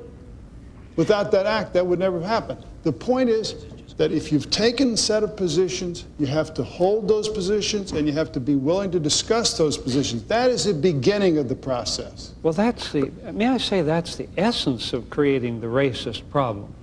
Right there. George Bush is not racist. How can you possibly keep Alan, putting he has that into never the shared system? with the American public why he opposed the 1964 Civil Rights Act. I have never heard him say why he did it. Was it a simple political I don't know, act? but there were a lot of people that opposed it, and you could go look at them. But the real issue on the Willie Horton thing, that came out of the Democratic primary, and the sooner we put that to bed, the better off we'll be. That is racism to keep bringing it up, sticking it in there when it came from Al Gore. Al Gore. Roger That's Wilkins. right. Go look it up. He brought it up in the primary. I have a lot of He was trying to Republican nail literature Dukakis. that had Willie Horton's picture. Well, then no one ran the picture of Horton until the media ran the first picture of him as being black, and from there it went downhill. Gentlemen, may I interrupt just Yeah, for but a moment let's, to make, you know, to I make, like a little... No, just to make an observation. I mean, do you see what's happening to us, even here? And we're trying hard to be nice to each other. Right? Racism. Everyone's, no, wait a second. It is almost like it's almost like the Israeli-Palestinian debate, where eventually you get back to the time of Abraham, and you know, if you're going to say we're going to go back 100 years, we're going to go back 1,000 years, at some point, if the process is going to be improved, don't we have to draw a double line under what has happened and move forward? Yeah, but how can anybody say that somebody, we're going to do a civil rights bill now, and Jack Danforth is going to be working with Ralph Nader? And he will. I mean, that's the way that bill will go. Go ahead, Roger. And I just say, what is the good of trying to prove that George Bush is racist or Nobody Al Simpson? said racist. You said he brought racism into the game. He brought up race. Race. Said he's and then not you talked about Willie using Horton bill. race to That's get a votes. racist stereotype of the first water, an ugly one, ugly one. I'm ugly glad one. that But it is wasn't brought up finally by on the George record. Bush. It was brought up by the Democratic primary, and then the media published the face of the Alan, man, and that was it. that's just Racism. If it was brought up in the Democratic primary, He then was make there. it right.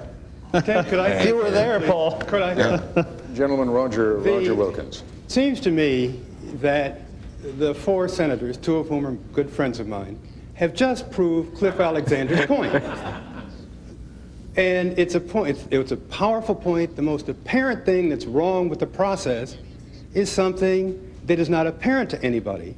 Does anybody believe that that committee would have made exactly the same judgment on Professor Hill's charges if instead of 14 white men, you had 12 white men, Eleanor Norton and Maxine on that committee? The result would have been totally different.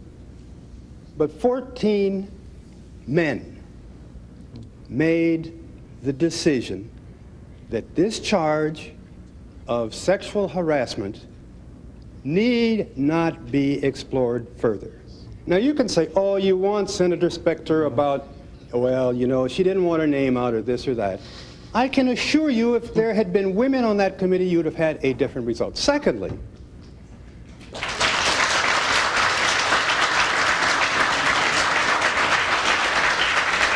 Folks, I'll tell you what, I don't have a gavel, thank God, but let's, you know, whichever way you feel in this thing, let's just let folks secondly, talk about it. Ben has exercised his great talent of extracting the facts from a situation and creating a fable.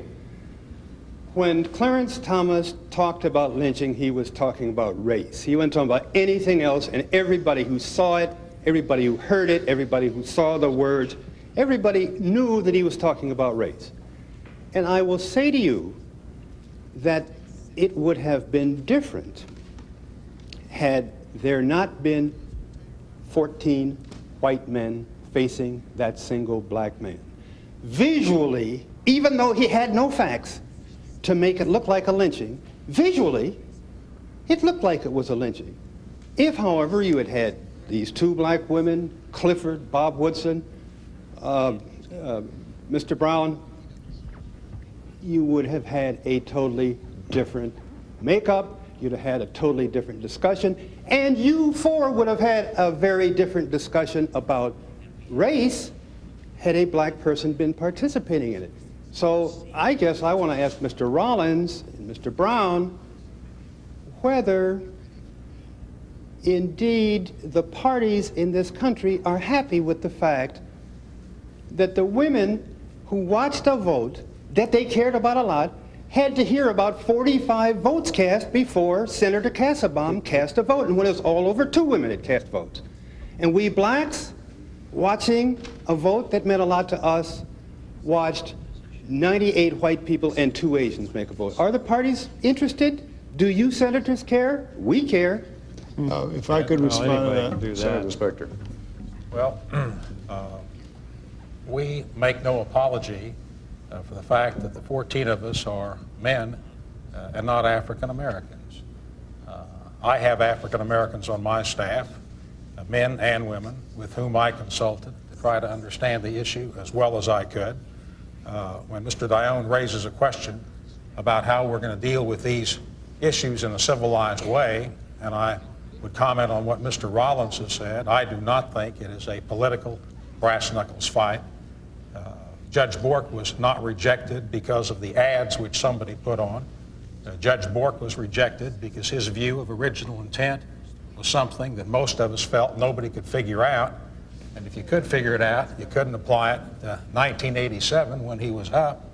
And when you had Judge Thomas, it might have been better to have Bill Coleman, but Judge Thomas, by one of his biggest opponents, Professor Drew Days of the Yale Law School, who opposed Judge Thomas, said he was intellectually and educationally qualified.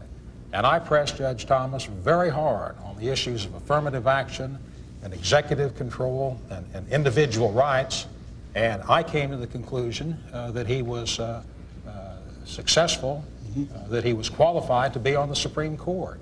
But we considered the merits of those matters, and we still are struggling with them. Again. And many of us are prepared to deal with the merits. Senator Simon, and then I do want to go to Harriet Woods, who has been standing most patiently there for most of this broadcast. We're going to come to you in just 1 minute. Senator Simon. I think we have to, if we're going to make progress, we have to draw that line that you're talking about, not simply regurgitate everything.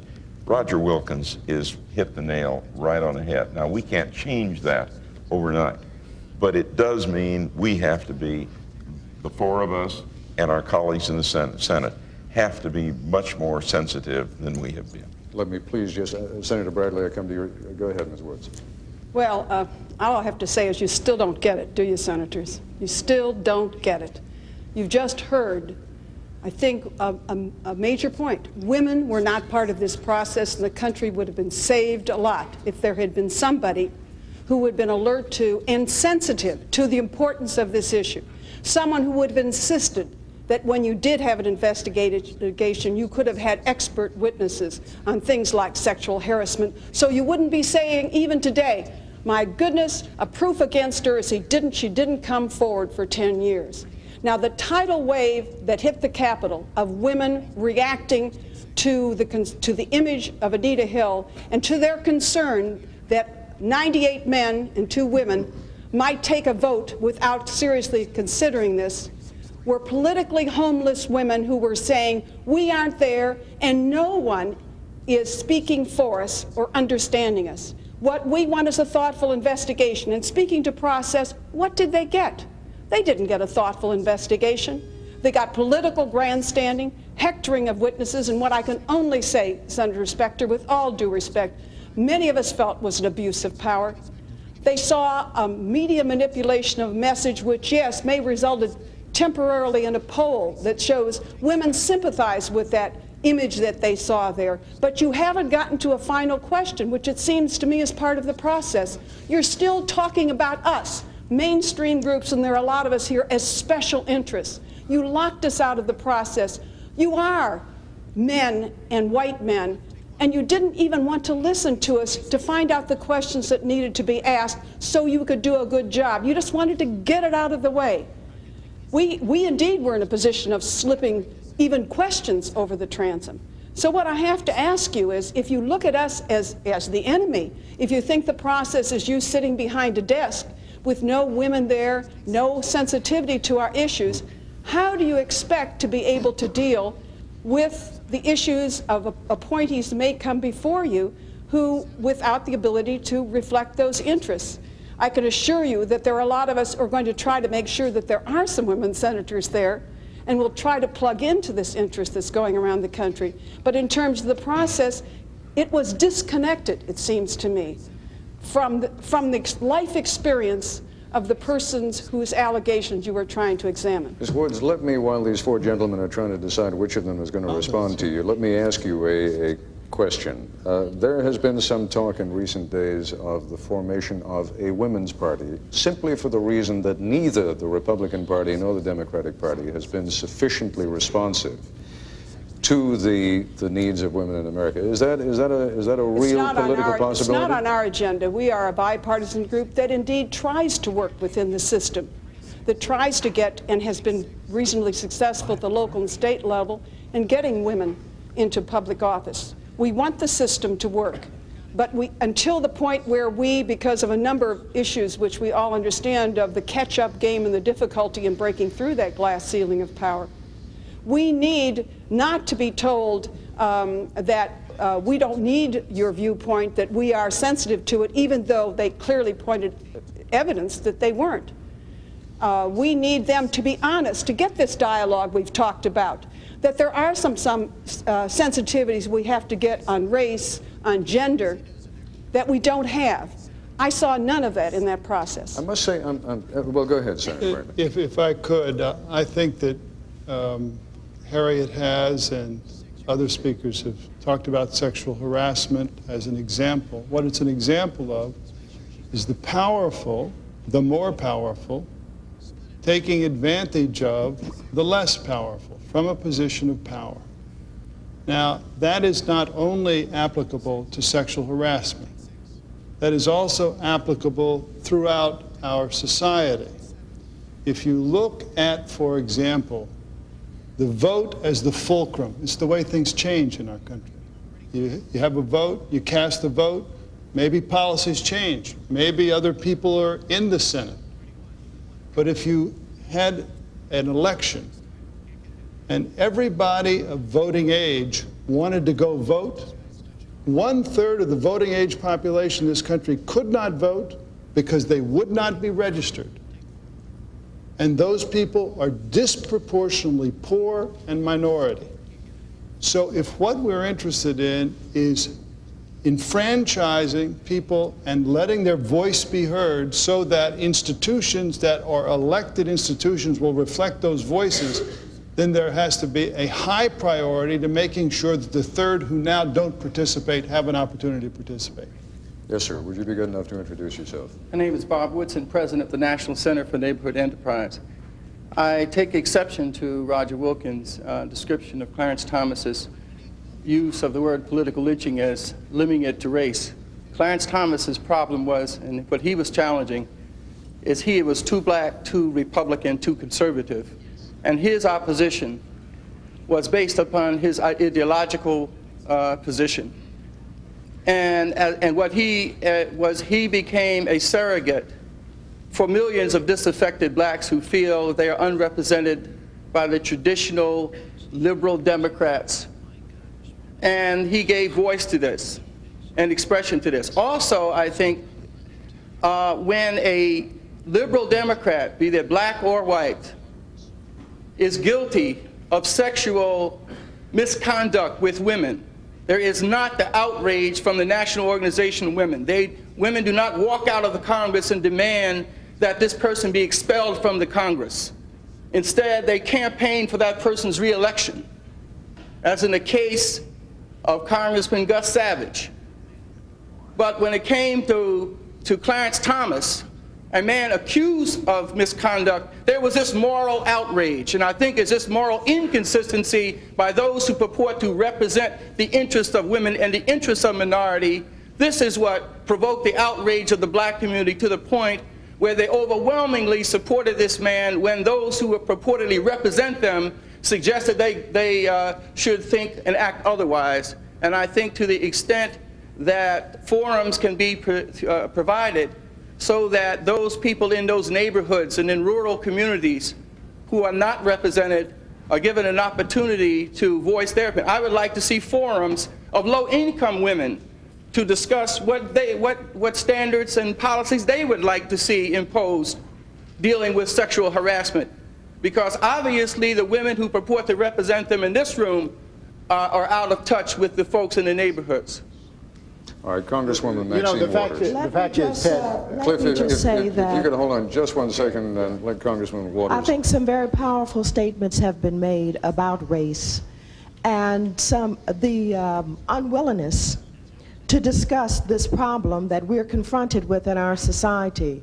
And one more time, Senator Specter passed over it and just said he does not apologize for being a white male. And I don't think anybody asked for an apology for your being a white male. I think what we're asking you to do is take a look at yourself and take a look at this august body and understand that it is not representative. There's not the diversity there that can cause the decisions to be made that will be in the best interest of this entire country. You can do something about it. The first thing that you should do is support voting rights for Washington, D.C. In doing that, we could immediately and most probably get someone of color, perhaps two people of color. We could get a female, we could get a male. We could immediately inject some color and perhaps another woman into the United States Senate, and that should be done right away. And if you really, all of you, mean what you say about understanding that this is a problem and wanting to do something about it, that can be done. Let me just close by saying this. The business about Clarence Thomas, who he is, what he cares about, I don't think most people in the debate really know who Clarence Thomas is. Certainly they could not have learned from the confirmation hearings. It was not drawn out. The information was not extracted. Many of the people in the South who are supporting him do not know that he's opposed to civil rights. They really don't know that he's opposed to affirmative action. They really don't know what he's all about. They really don't understand what is being said when they talk about him being a right-wing conservative or having aligned himself.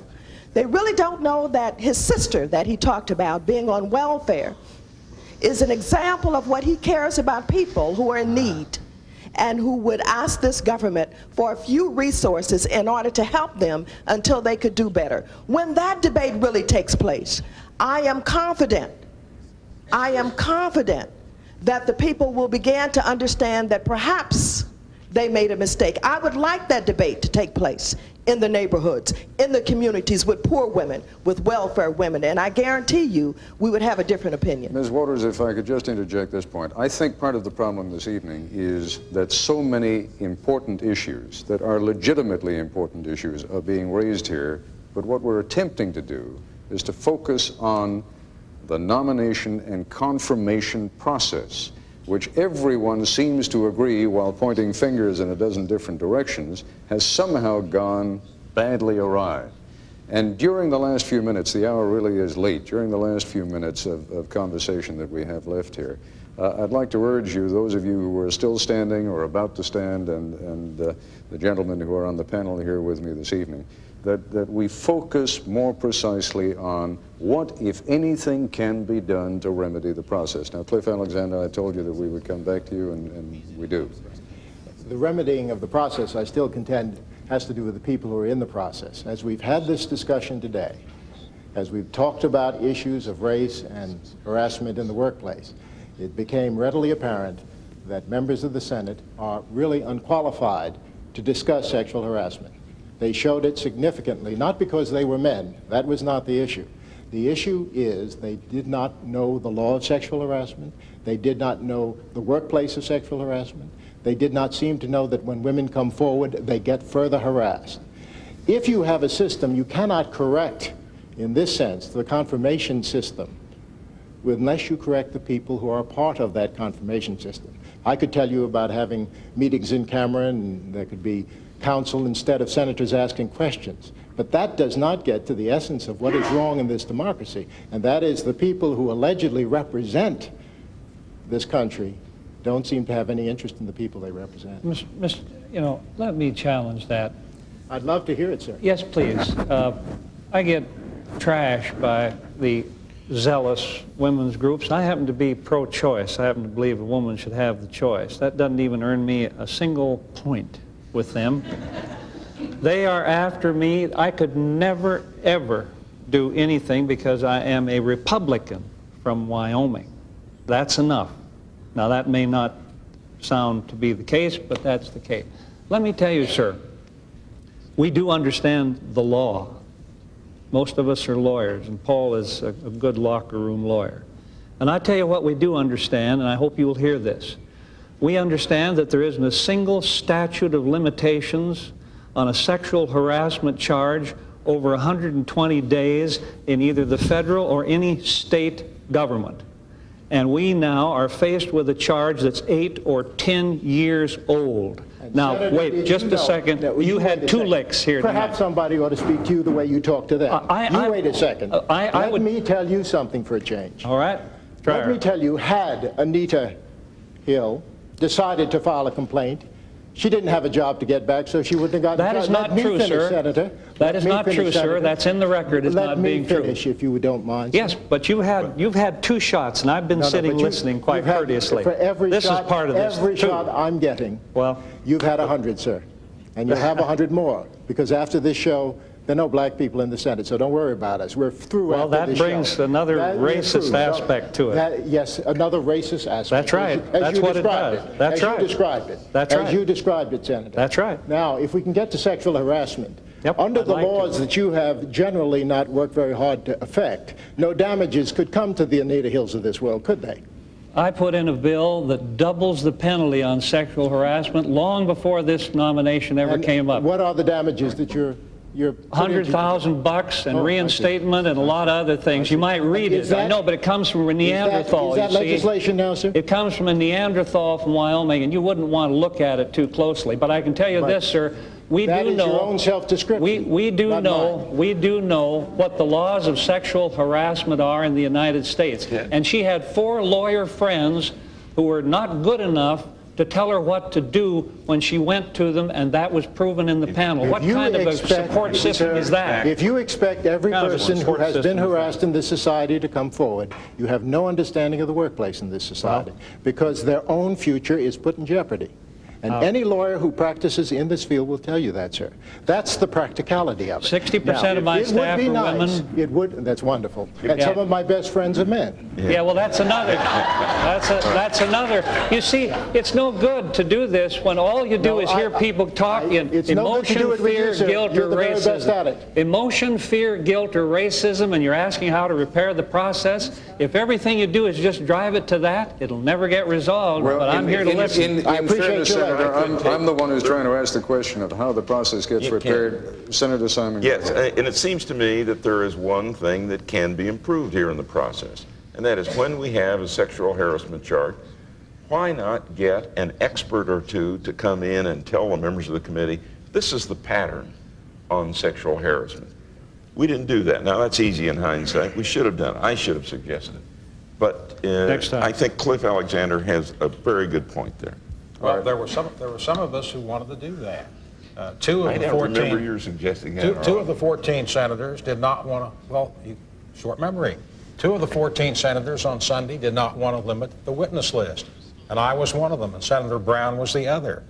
We felt that we wanted to go ahead and hear more witnesses, and we were charged with returning it to finish it up for a vote at 6 o'clock on Tuesday. And we had to finish by 6 on Monday to give our colleagues 24 hours notice, and 2 of the 14 of us didn't want to do that. We said, let's go back and let's get more time. But when you talk about a representation in the District of Columbia, I've supported that for years. There are Republicans. I spent a lot of time as chairman of the Appropriations Committee on the District of Columbia and have supported that. And there will be African Americans if D.C. becomes a state. But there are Republicans who want to do that. And I have great respect for Mr. Alexander, but there are some of us who understand some things about the law. Bruce Fine. Yes, Ted and the senators, I have 2 earthbound proposals for reforming the process.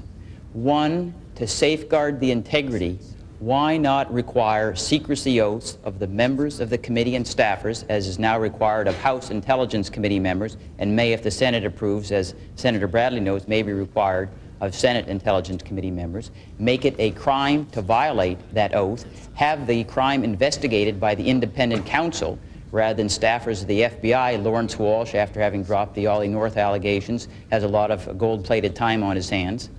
Require a Senate vote on expulsion of any senator who violates the secrecy oath, and a permanent disbarment from federal government employment by the staffer who violates the oath. And finally, for 19 years, the United States Supreme Court has stated there is no newsman's privilege against a bona fide criminal investigation.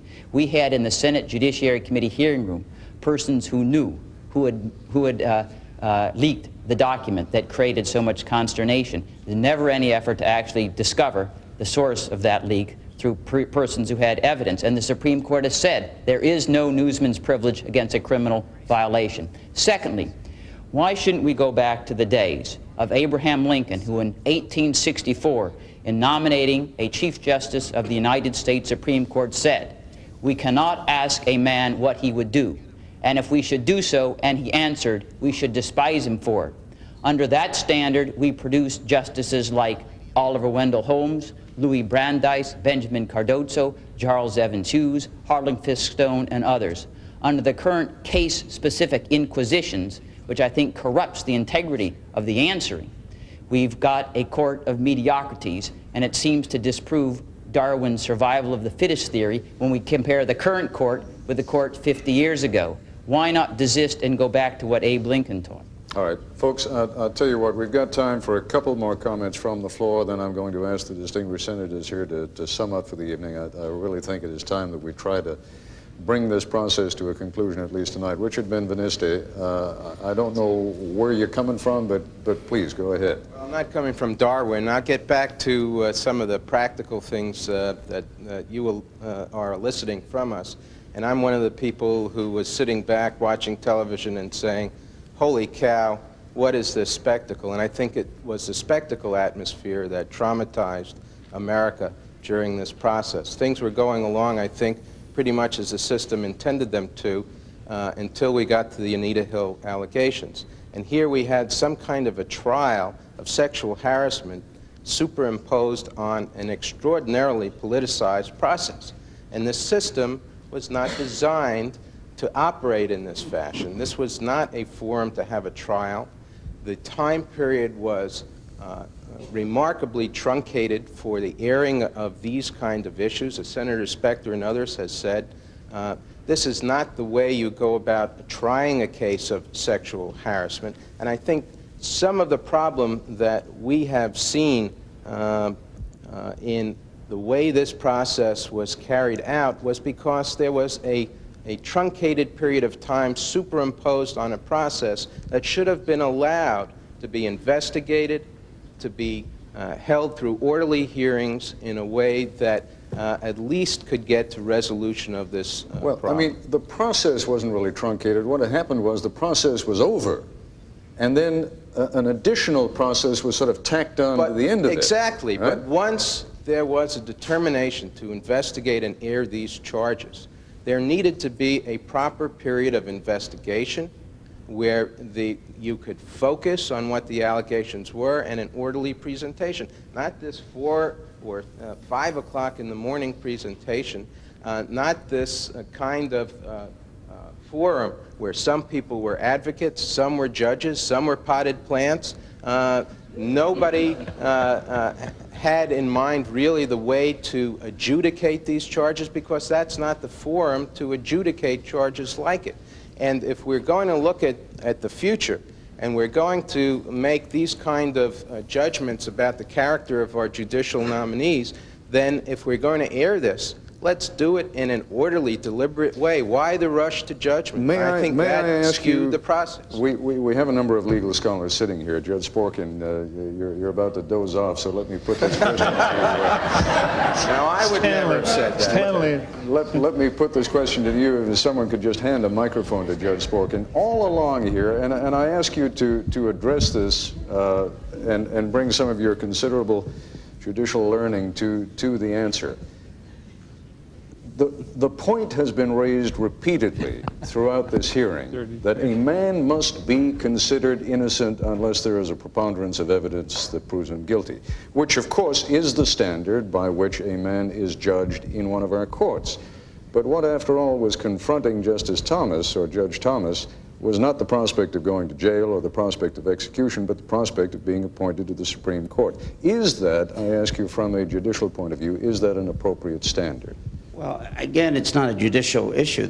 You're in a political process, and the senators made their own determination. And if you listen to the debate on Tuesday, everyone had a different standard. Some said the presumption was that if they could make up their mind, then it goes against them. Some said it went for them, and really, that's for them to do. Maybe that's a question I should be raising then, and if you care to answer it, or maybe if the senators care to answer it, should there be a common standard that is agreed upon before the next nominee is brought forward, so at least that we can say we know what the standard is? We're not going to change it according to each particular nominee. I don't think you can do that. I really think it's a political process.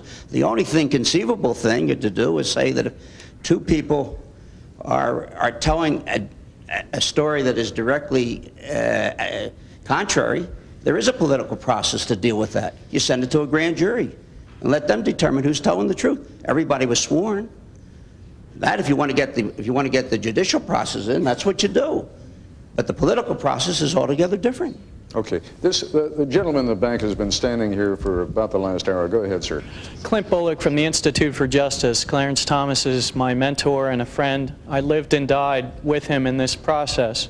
But the process ultimately worked, in my opinion, and the reason that it did is that it did not any longer take into over-account views like those of Maxine Waters and Harriet Woods, but rather began to reflect the overwhelming will of men and women, blacks and whites in this country, by 2-to-1, 3-to-1 in favor of Clarence Thomas. Now, what was on trial was not just Clarence Thomas, but the United States Senate.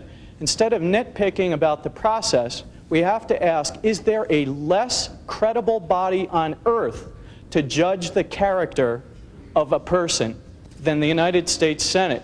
I think what outraged Americans was, if a woman is sexually harassed by a senator, she can't take him to court. The Senate has exempted itself from sexual harassment laws. The spectacle of Ted Kennedy passing judgment on Clarence Thomas for sexual harassment was too much for Americans to take.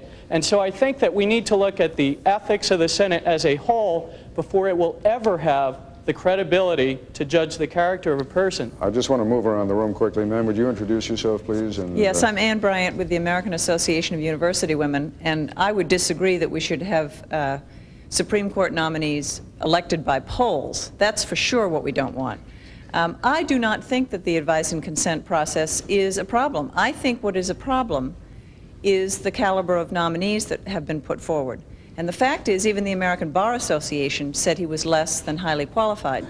And I think the problem is we've got a management problem by the White House that has dictated to these nominees that they cannot answer questions. When a man can't answer a question on the future of reproductive rights, the American Association of University Women didn't know what to think about him. And there were other questions like that. So my question is, how do we guarantee that you get answers and that the American public get answers from future nominees? Well, that's the question. What's the answer? Or what is an answer? I think there should be new guidelines, and I think that the Senate Judiciary Committee, and I agree with many of the comments, that certainly it would be a lot better if there were different representation on that Judiciary Committee, but for now, we've got you. And I think we ought to come up with guidelines that demand that nominees have to answer questions about future issues that affect women, minorities, and all of you in this room. Go ahead. You have something that relates specifically to this? I think so, at least in a pointed way. Before you do it, Elizabeth Holtzman, Ron Brown, that microphone doesn't work anymore. If we can get that hand mic over to you, then we'll come back to you in just a moment. Go ahead. When we think about the process, let me ask you about the process in the future, and perhaps it reflects on the process in the past. Senator Specter, what would you do, what would happen, what would the Senate do if a month from now or a year from now you were to learn to your complete satisfaction that Anita Hill's allegations were true? Once Judge Thomas becomes Justice Thomas by taking the oath, life tenure doesn't attach until then. he'd be subject to removal only for impeachment. But what would you do? Would you initiate proceedings towards impeachment? Well, I would like to know a lot more about the facts before I jump into that question. Let me just ask you a question, though. Isn't it a fact that a justice cannot be impeached for acts that were committed before he was appointed to the High Court? That is often articulated as a principle, but I do not think that is determinative. We have had impeachment proceedings right here in this room on Judge Hastings, and as Judge Sporkin has said, that is another political issue. It's described, for example, as a high crime and misdemeanor, but it essentially is a political question. I think it would be hard to impeach a sitting justice for something he did before he became a justice, but I do not think it would be impossible under the generalized proposition that it is a political issue for the House on bringing forth the articles of impeachment and for the Senate on voting. I mean, the issue, of course, would not be the sexual harassment case. The issue would be perjury before the Senate Judiciary Committee. That also would have taken place prior to the time he became a justice, but I think that it would be reachable under the impeachment process. Elizabeth Holtzman. I want to express my concern about a process that is not as representative as it needs to be, and many have articulated that. I think as a result of that, the American public was deeply confused about what sexual harassment was all about. There were still people who were confused about why a woman could wait 10 years and why a woman would still continue to have cordial and professional relations with a person who was her harasser. These are things that could have been brought out by expert witnesses. Perhaps the committee could have been sensitized, since we're not going to get representation changed on that committee or in the Senate for the next year or so. What can be done is there are 2 women who serve in the United States Senate. Perhaps they ought to be included on the committee when you consider issues of this kind. If you don't want to include them, at least sensitize yourselves, bring in experts not only to educate yourselves, but to educate the American public. What concerns me is that perhaps the public has been so confused about sexual harassment now, and the process so difficult for the woman who came forward to discuss it, that we may actually have set the clock back on that. We may be discouraging women from coming forward, we may be confusing people about what it's about. I also like to make the point, too, as a former prosecutor, that you can't conduct a serious investigation with an arbitrary time limit. We found that in the Iran-Contra hearings, and I think that's true here. I think the Deputy Director of the FBI said that a different investigation, a more thorough investigation, could have been conducted with a proper amount of time. I'm not saying to drag the proceedings out. Obviously, there's a need for expedition and speed. But I think there's also a need when the Senate confirms someone for the Supreme Court, that a thorough and accurate and careful investigation be done. And I don't think anyone's hands should be tied, and they were tied in this process. Mr. Leon, you've been standing there for a long time. Go ahead. I'm a former federal prosecutor myself, and let me tell you something. The process that Judge Thomas, a sitting federal circuit judge, was submitted to here was an unfair process by any standard. Because? That he didn't have any of the rights or protections that a person would have if an actual criminal charge was being brought against him. He didn't even have the rights and protections that you'd have if a civil charge were being brought against you. And as Senator Simpson has pointed out repeatedly, this wasn't even a charge. By her own admission, Ms. Hill wasn't making a charge against him of any crime or civil complaint even. These were events that took place 10 years ago, and by her own statement, she simply wanted to bring this allegation to the attention of the committee. And yet, despite that, and despite her limited objective, she was dragged into the public. This whole thing was dragged into the public, and the system wasn't designed in such a way, as Senator Simon is suggesting it should be, to handle this kind of allegation or this kind of piece of evidence in a confidential way until the senators have reached a conclusion that there either is something there or isn't something there that merits going forward. And what bothers the American people is this man's reputation, which he spent 43 years building, was dragged into the public forum and in TV, and Ms. Hill, who didn't want to go into the public, was dragged into the public for this very So what are you saying? I mean, if on the one hand we are You've got to change the system. That's what I'm saying. Well, perhaps that is what needs to be done. But if there is a charge of sexual harassment, whether it is brought formally or whether it comes out in the informal fashion in which it did here, are you suggesting that that charge not be addressed? Ted, what I'm suggesting is that when she made the first allegation of this nature,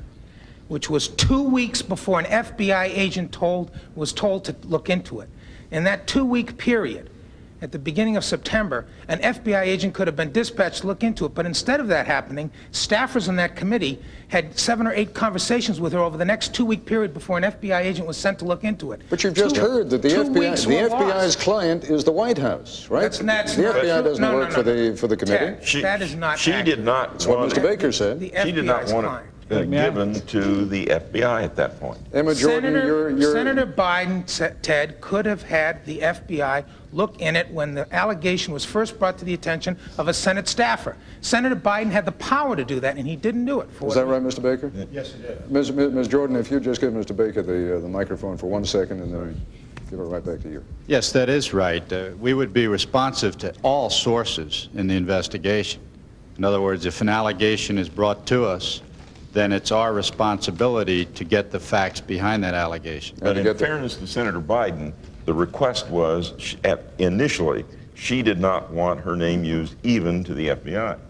Okay. Emma Jordan, you were an attorney working with and for Professor Hill during the hearings. Well, you know, I think in this process we've lost sight of what has happened with Professor Hill. And I think one of the questions that clearly needs to be before us tonight is the question of reform so that we can encourage people who have important information for the committee's consideration to come forward. I think that after this spectacle, certainly anybody who's got information that is important and bears clearly on the fitness of a judicial nominee to serve, they are going to be afraid to come forward. So here's what I have to say about how we can reform that. It seems to me that one of the things that Professor Hill had to absorb was the spectacle of political cheap shots in prime time. A senator waving his jacket saying there are letters coming over the transom. A senator saying in the middle of a fact-finding process that she had committed perjury on the record making those kind of statements. Well, both those senators are both here. Both of them are here. So what is it you're saying to them? What I'm saying to them is that we ought to have a confidential procedure because, in fact, the witness was made the scapegoat in this case. She was the target of attacks. The senator sat there with an absolute privilege to make statements that were false, to give innuendo, to practice Soviet psychiatry on this witness. And she had nothing but a Bible in her purse and the truth on her side. And the question that I have is, how do we encourage witnesses to come forward, and how do we protect them through the process? I think we've given a number of potential solutions to this. One of them is the solution of a confidential proceeding. There's some disadvantages to that. Judge Sporkin has mentioned the grand jury analog, that potentially the grand jury process might be helpful to us. But I think that when you've got explosive charges like this, sex, race, and all of the issues that we're so divided about, there is no way that the politics will not simply overwhelm the law. And the legal arrangements here were distorted. There were people who said she had the burden of proof. Well, people who have the burden of proof are entitled to arrange their case in an orderly fashion. They're entitled to ask questions. Her lawyers were not permitted to ask questions on her behalf. Instead, we had senators who found themselves in the uncomfortable position of having to ask questions without being properly prepared to do so, and to ask questions in a fashion that was somewhat awkward. So the Democrats were left in the position of having to ask questions not as her advocate. So the witness, I get back to the basic point that I started with. The question is, how do we encourage and protect witnesses in this process? There was no one on that committee, and at this point, I'm not talking white, black, or gender. I'm talking about the witness, any witness. The witness had no advocate on that committee, and the process was set up in a way so that deals were being cut at the last minute. Judge Thomas was permitted to start first, and anybody knows in a legal proceeding, the person who has the assignment of the burden of proof goes forward and gives their testimony in an orderly fashion under cross-examination, and they go first. When you say, and I am going to give both Senator Specter and Senator Simpson a chance to respond to the charge you made directly against them, but yes. When you say, as you did just a moment ago, the deals were cut. Specifically what? What deal was cut and by whom? Well, what I'm saying is that Professor Hill understood that she was to go first, and any legal proceeding that is orderly and conducted with a burden of proof assigned to the person making the complaint, the complaining party goes first. And in this case, Judge Thomas went first, and I think that anybody with any kind of sophistication about how life is conducted in Washington fully understood that the effort to divide the prime time day so that Judge Thomas was able to get a part of Friday and to double dip and come back on Saturday and to get Saturday as a part of his delivery of his case to the American people. Anita Hill was supposed to come back one more time, was she not? That was, I mean, just from watching the televised hearing, she was supposed to come back one more time. And she was willing and available to come back. But why didn't she? Well, you know, one of the questions that we had to assess as we went along in this whirlwind process, and obviously I'm not free to divulge confidences of advice to my client, but the point I want to make is this. We understood as we went along, we were assessing our case, the panel of witnesses who were corroborating witnesses were so strong, so clear, and they gave not only corroborating testimony, but they also gave character testimony about her character. And so it was the judgment that bringing her back to subject her to the waving of the jacket and the cheap shots, that on balance, that wasn't going to be to her advantage. No, hold on just a second, because we really do have to bring this thing to a conclusion. We've got a few more minutes, and I want to give both senators. The jacket waiver gets to say something. I'd like to hear from the jacket waiver. The jacket waiver. But I think everyone should understand the passion of this lady as the counsel for the witness. So let's get that very clear. That's very important.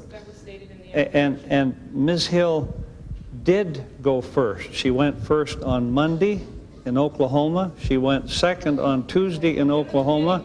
Just, may I please? I listened attentively while you were speaking. And she went again with press conferences.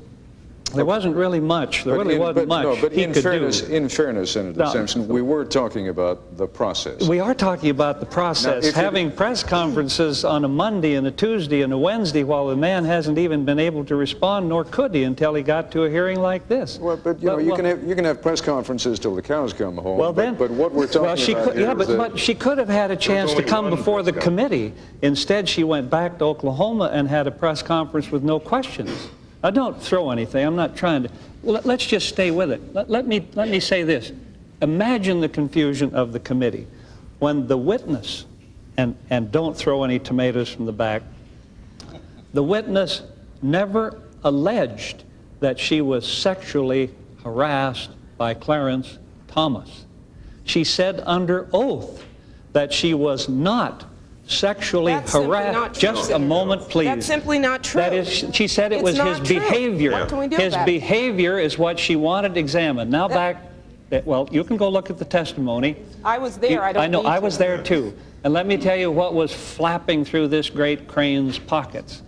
Stuff flying over the transcript from Oklahoma, like from 4 women lawyers from Oklahoma. I don't think this ought to be a place to repeat the problem. See? Yeah. But they took a statement from a woman the day before the vote. Why don't we just and put it all over the media. Civility prevail and move on to the rest of the program. All of those things. But civility is a two-way street, Bill. Yeah, it is. Civility. Yeah. No, civility is a two-way street. You betcha. And I must say that I find myself somewhat despairing in listening to all of you here, that anyone is talking to, I mean, that there is sort of an encoding and a decoding of information going on here. You're talking at one another, you're not talking to each other, you're not listening to each other, you're not trying to be responsive. And I don't mean you, Senator Simpson, as distinct from anyone else. I just get the sense that what is wrong with the process here is that it has become so politicized and people are so angry and bitter and hurt that they're just sort of sitting there waiting for the '92 campaign to begin so that they can do it to somebody else. You betcha. And Ron Brown, you're standing there, you've been standing there for a long while. Let me give you the last word from the floor, and then we'll allow each of the senators to give a closing comment and say goodnight. Ted, your final analysis is absolutely right. I think the reason we've had a hard time focusing on process in this particular case is I think much more is at stake than that. I think it's our democracy that's at stake. And I think people are very concerned about how our political system is operating this year. We do have a crucial election coming up in 1992, maybe the most important election in the world. We saw what happened in 1988, frankly, the same kind of stuff that we're talking about now. Race being injected, a wedge issue that really tears at the very fabric of America. We've seen it come up again in this particular instance, with race being injected and other things that divide Americans from Americans. We've got to figure out a way to do it better, not only in this process, but in the way we govern ourselves. America's in trouble. People are cynical. They're dropping out of the process.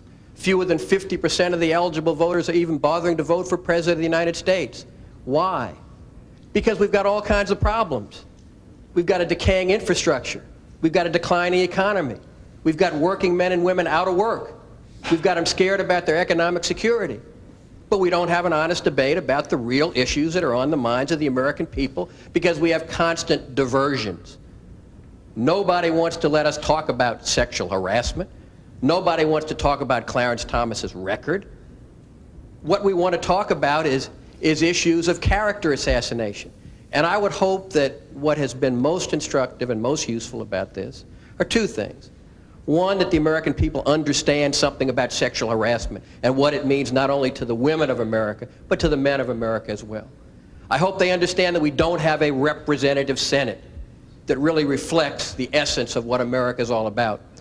And I hope they understand that we've got to get back to some of this comedy so we can start talking about some of the issues that the American people really care about. How do I make ends meet if I'm a working man and woman in a declining economy? And how do I get an administration that speaks effectively and shows some concern about these issues? So I'm one that maybe is an eternal optimist. I hope that we are so fed up and so disgusted with what we've seen over the last couple of weeks that we say, let's let the American people have a real dialogue and discussion about what's hurting America and where we need to be going in the future. Let me ask you, because we need to close in just a couple of minutes. David Gergen is standing behind you, and Mr. Gittenstein is standing behind you. Something really, I've been standing by for a long time. I understand, sir, but I've got to exercise just some small degree of control. I know I said it was the last, and then someone told me in my ear that there is a proposal that's supposed to be interesting. I haven't a clue what it is, but I know. Can I make an interesting proposal before he speaks? No, sir. Ron, if you'd be good enough to hand the microphone to Dave Gergen, and let's see if we can bring this to a conclusion. Thank you, sir. Excuse me. Ted, Mark Gittenstein and I have been sitting here. He worked for Joe Biden. He was a counsel for Joe Biden for a good number of years in the committee. I worked for Ronald Reagan in the early part of his administration, and we've both gone on to other lives now. But sitting here, I think both of us felt, is there a way you can build a bridge between the sides here? And I think the thought we both have is that there has been a process in the past that Ronald Reagan actually used in the late 80s. And it's very similar to what Senator Simon has come forward with. We'd like to pose that now and ask if you all could agree on that. And essentially, why don't you... Well, as you're aware, Senator Simon, we did this in the case of the Kennedy nomination, where we had genuine consultations between Howard Baker on behalf of the administration and Senator Biden and Senator Byrd. I'm simply suggesting that we do a similar process with the leadership of the Senate committee and the leadership of the Senate, in which there are genuine consultations. My thought is that the right ought to back out of the process of pre-selecting judges within the administration, and I think if that happened, the left would back out of the process in terms of attempting to kill nominations. Absolutely. And I think it would restore some civility to the process. The thought here, to be more specific, is that if the president were to call in some members of the committee and have a list of people of his philosophy, people who share his judicial philosophy, and talk through with members of the committee those nominations, whether he then chose somebody after talking through and having that kind of consultation, having that kind of advice, if the White House would accept that, in turn, would the Democrats accept the notion of ending this assault on character, which so many people on the conservative side have found so objectionable and so degrading. Let me seize with gratitude upon that proposal, ask each member of this panel to address that proposal, and then we're going to call it a night. Bill Bradley, if we could begin with you. Well, I think I'll end the way I began, which is that the system works only as long as all the players respect the process. That begins with the president, that begins with the nominee that is candid. A consultation is a good idea. You might have to tell the press to buzz off sometime and go into executive session. And I think finally that the problems in the confirmation process are really reflective of larger problems in the democracy, as Ron Brown said. The fact of the matter is politicians simply have to be more candid with the American people about where we are in race relations, the economy, and a whole variety of issues. And then, frankly, we have to get more people involved in the democratic process through the vote, which means more registration and making sure people participate. And finally, yes, finally, we have to take big money out of politics. If you want to know what I think, those are the things that we need to do to make this system work. Senator Simon. Yes. The suggestion that was just made is absolutely sound, with one minor disagreement, and that is, Dave, when you say it should be someone of the president's philosophy. The majority of Republican presidents in this century have appointed justices on at least one occasion who differ from themselves philosophically. At least 8 times we have had nominees of a differing party from the president. So, but what you suggest is basically sound. And second, if I can put in just a note of optimism after at 2 o'clock in the morning here, I think the nation really has received a partial education in this whole question of sexual harassment. I think that is a real plus. And to those who may be discouraged by all the abuse that Professor Hill took, I talked to her on the phone today. I guess it's yesterday now. Talked to her on the phone, and she said what has really been unbelievable is this outpouring of support from people all over the country for what she has done. Don't give up. Don't get discouraged. We can do better in this nation. Senator Specter. Ted, I start by saying in the concluding statement that I think this forum has been very useful. Senator Biden has already said that he's going to have hearings on this subject, and I think a good many good ideas have come out. I think what Dave and Mark have suggested is a good idea to have advice as well as consent in the selection. I think that there's outrage about the leaks, and we ought to find out who did it and take appropriate action.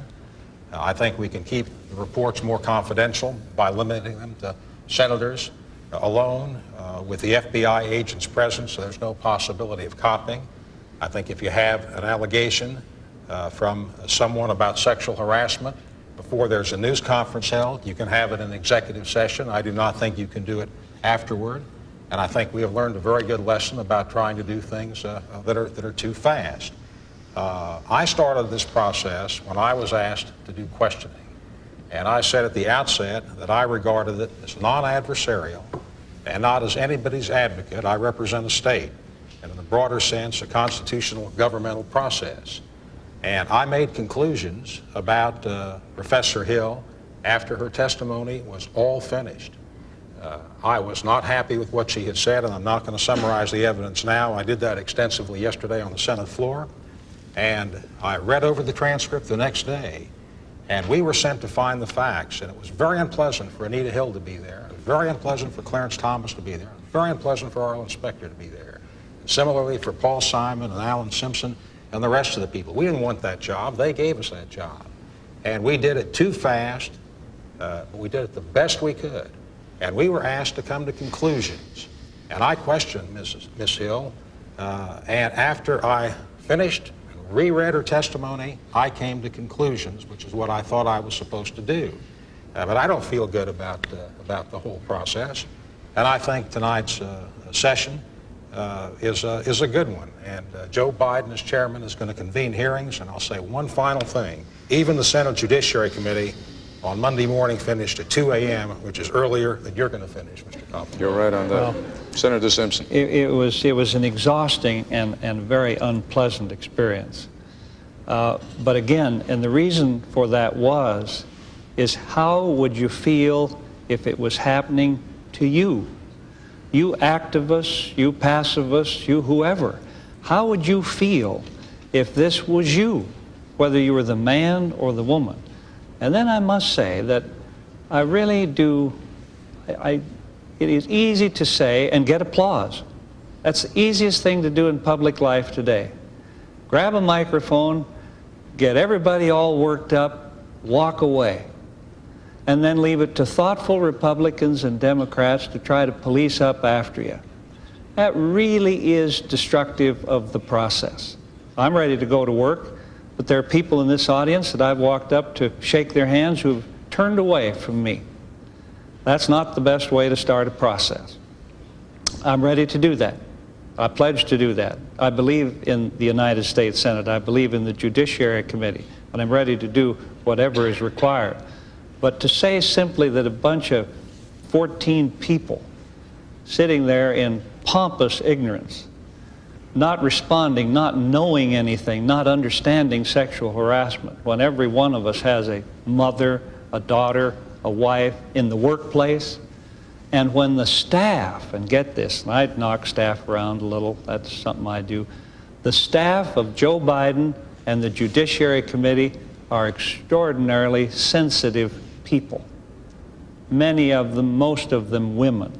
And it's a terribly cheap shot to say that this committee and its remarkable staff doesn't understand sexual harassment.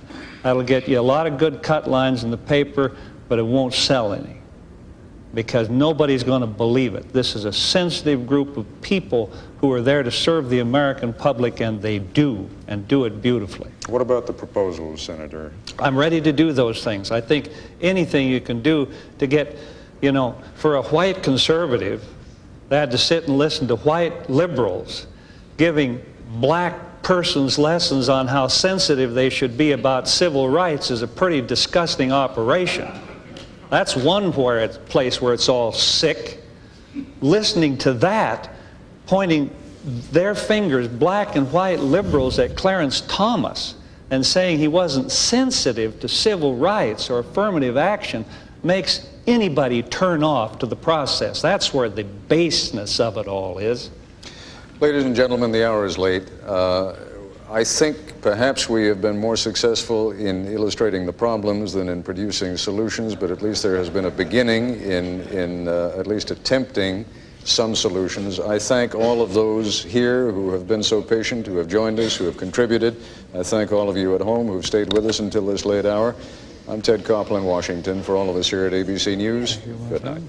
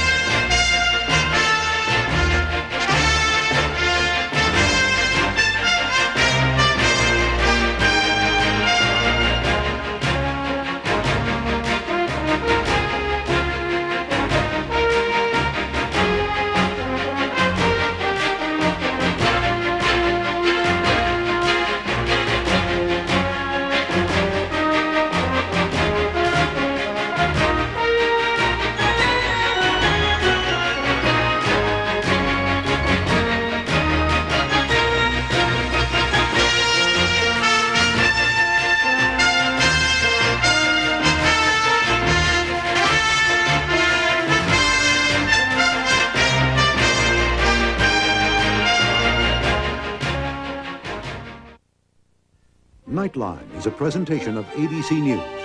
More Americans get their news from ABC News than from any other source.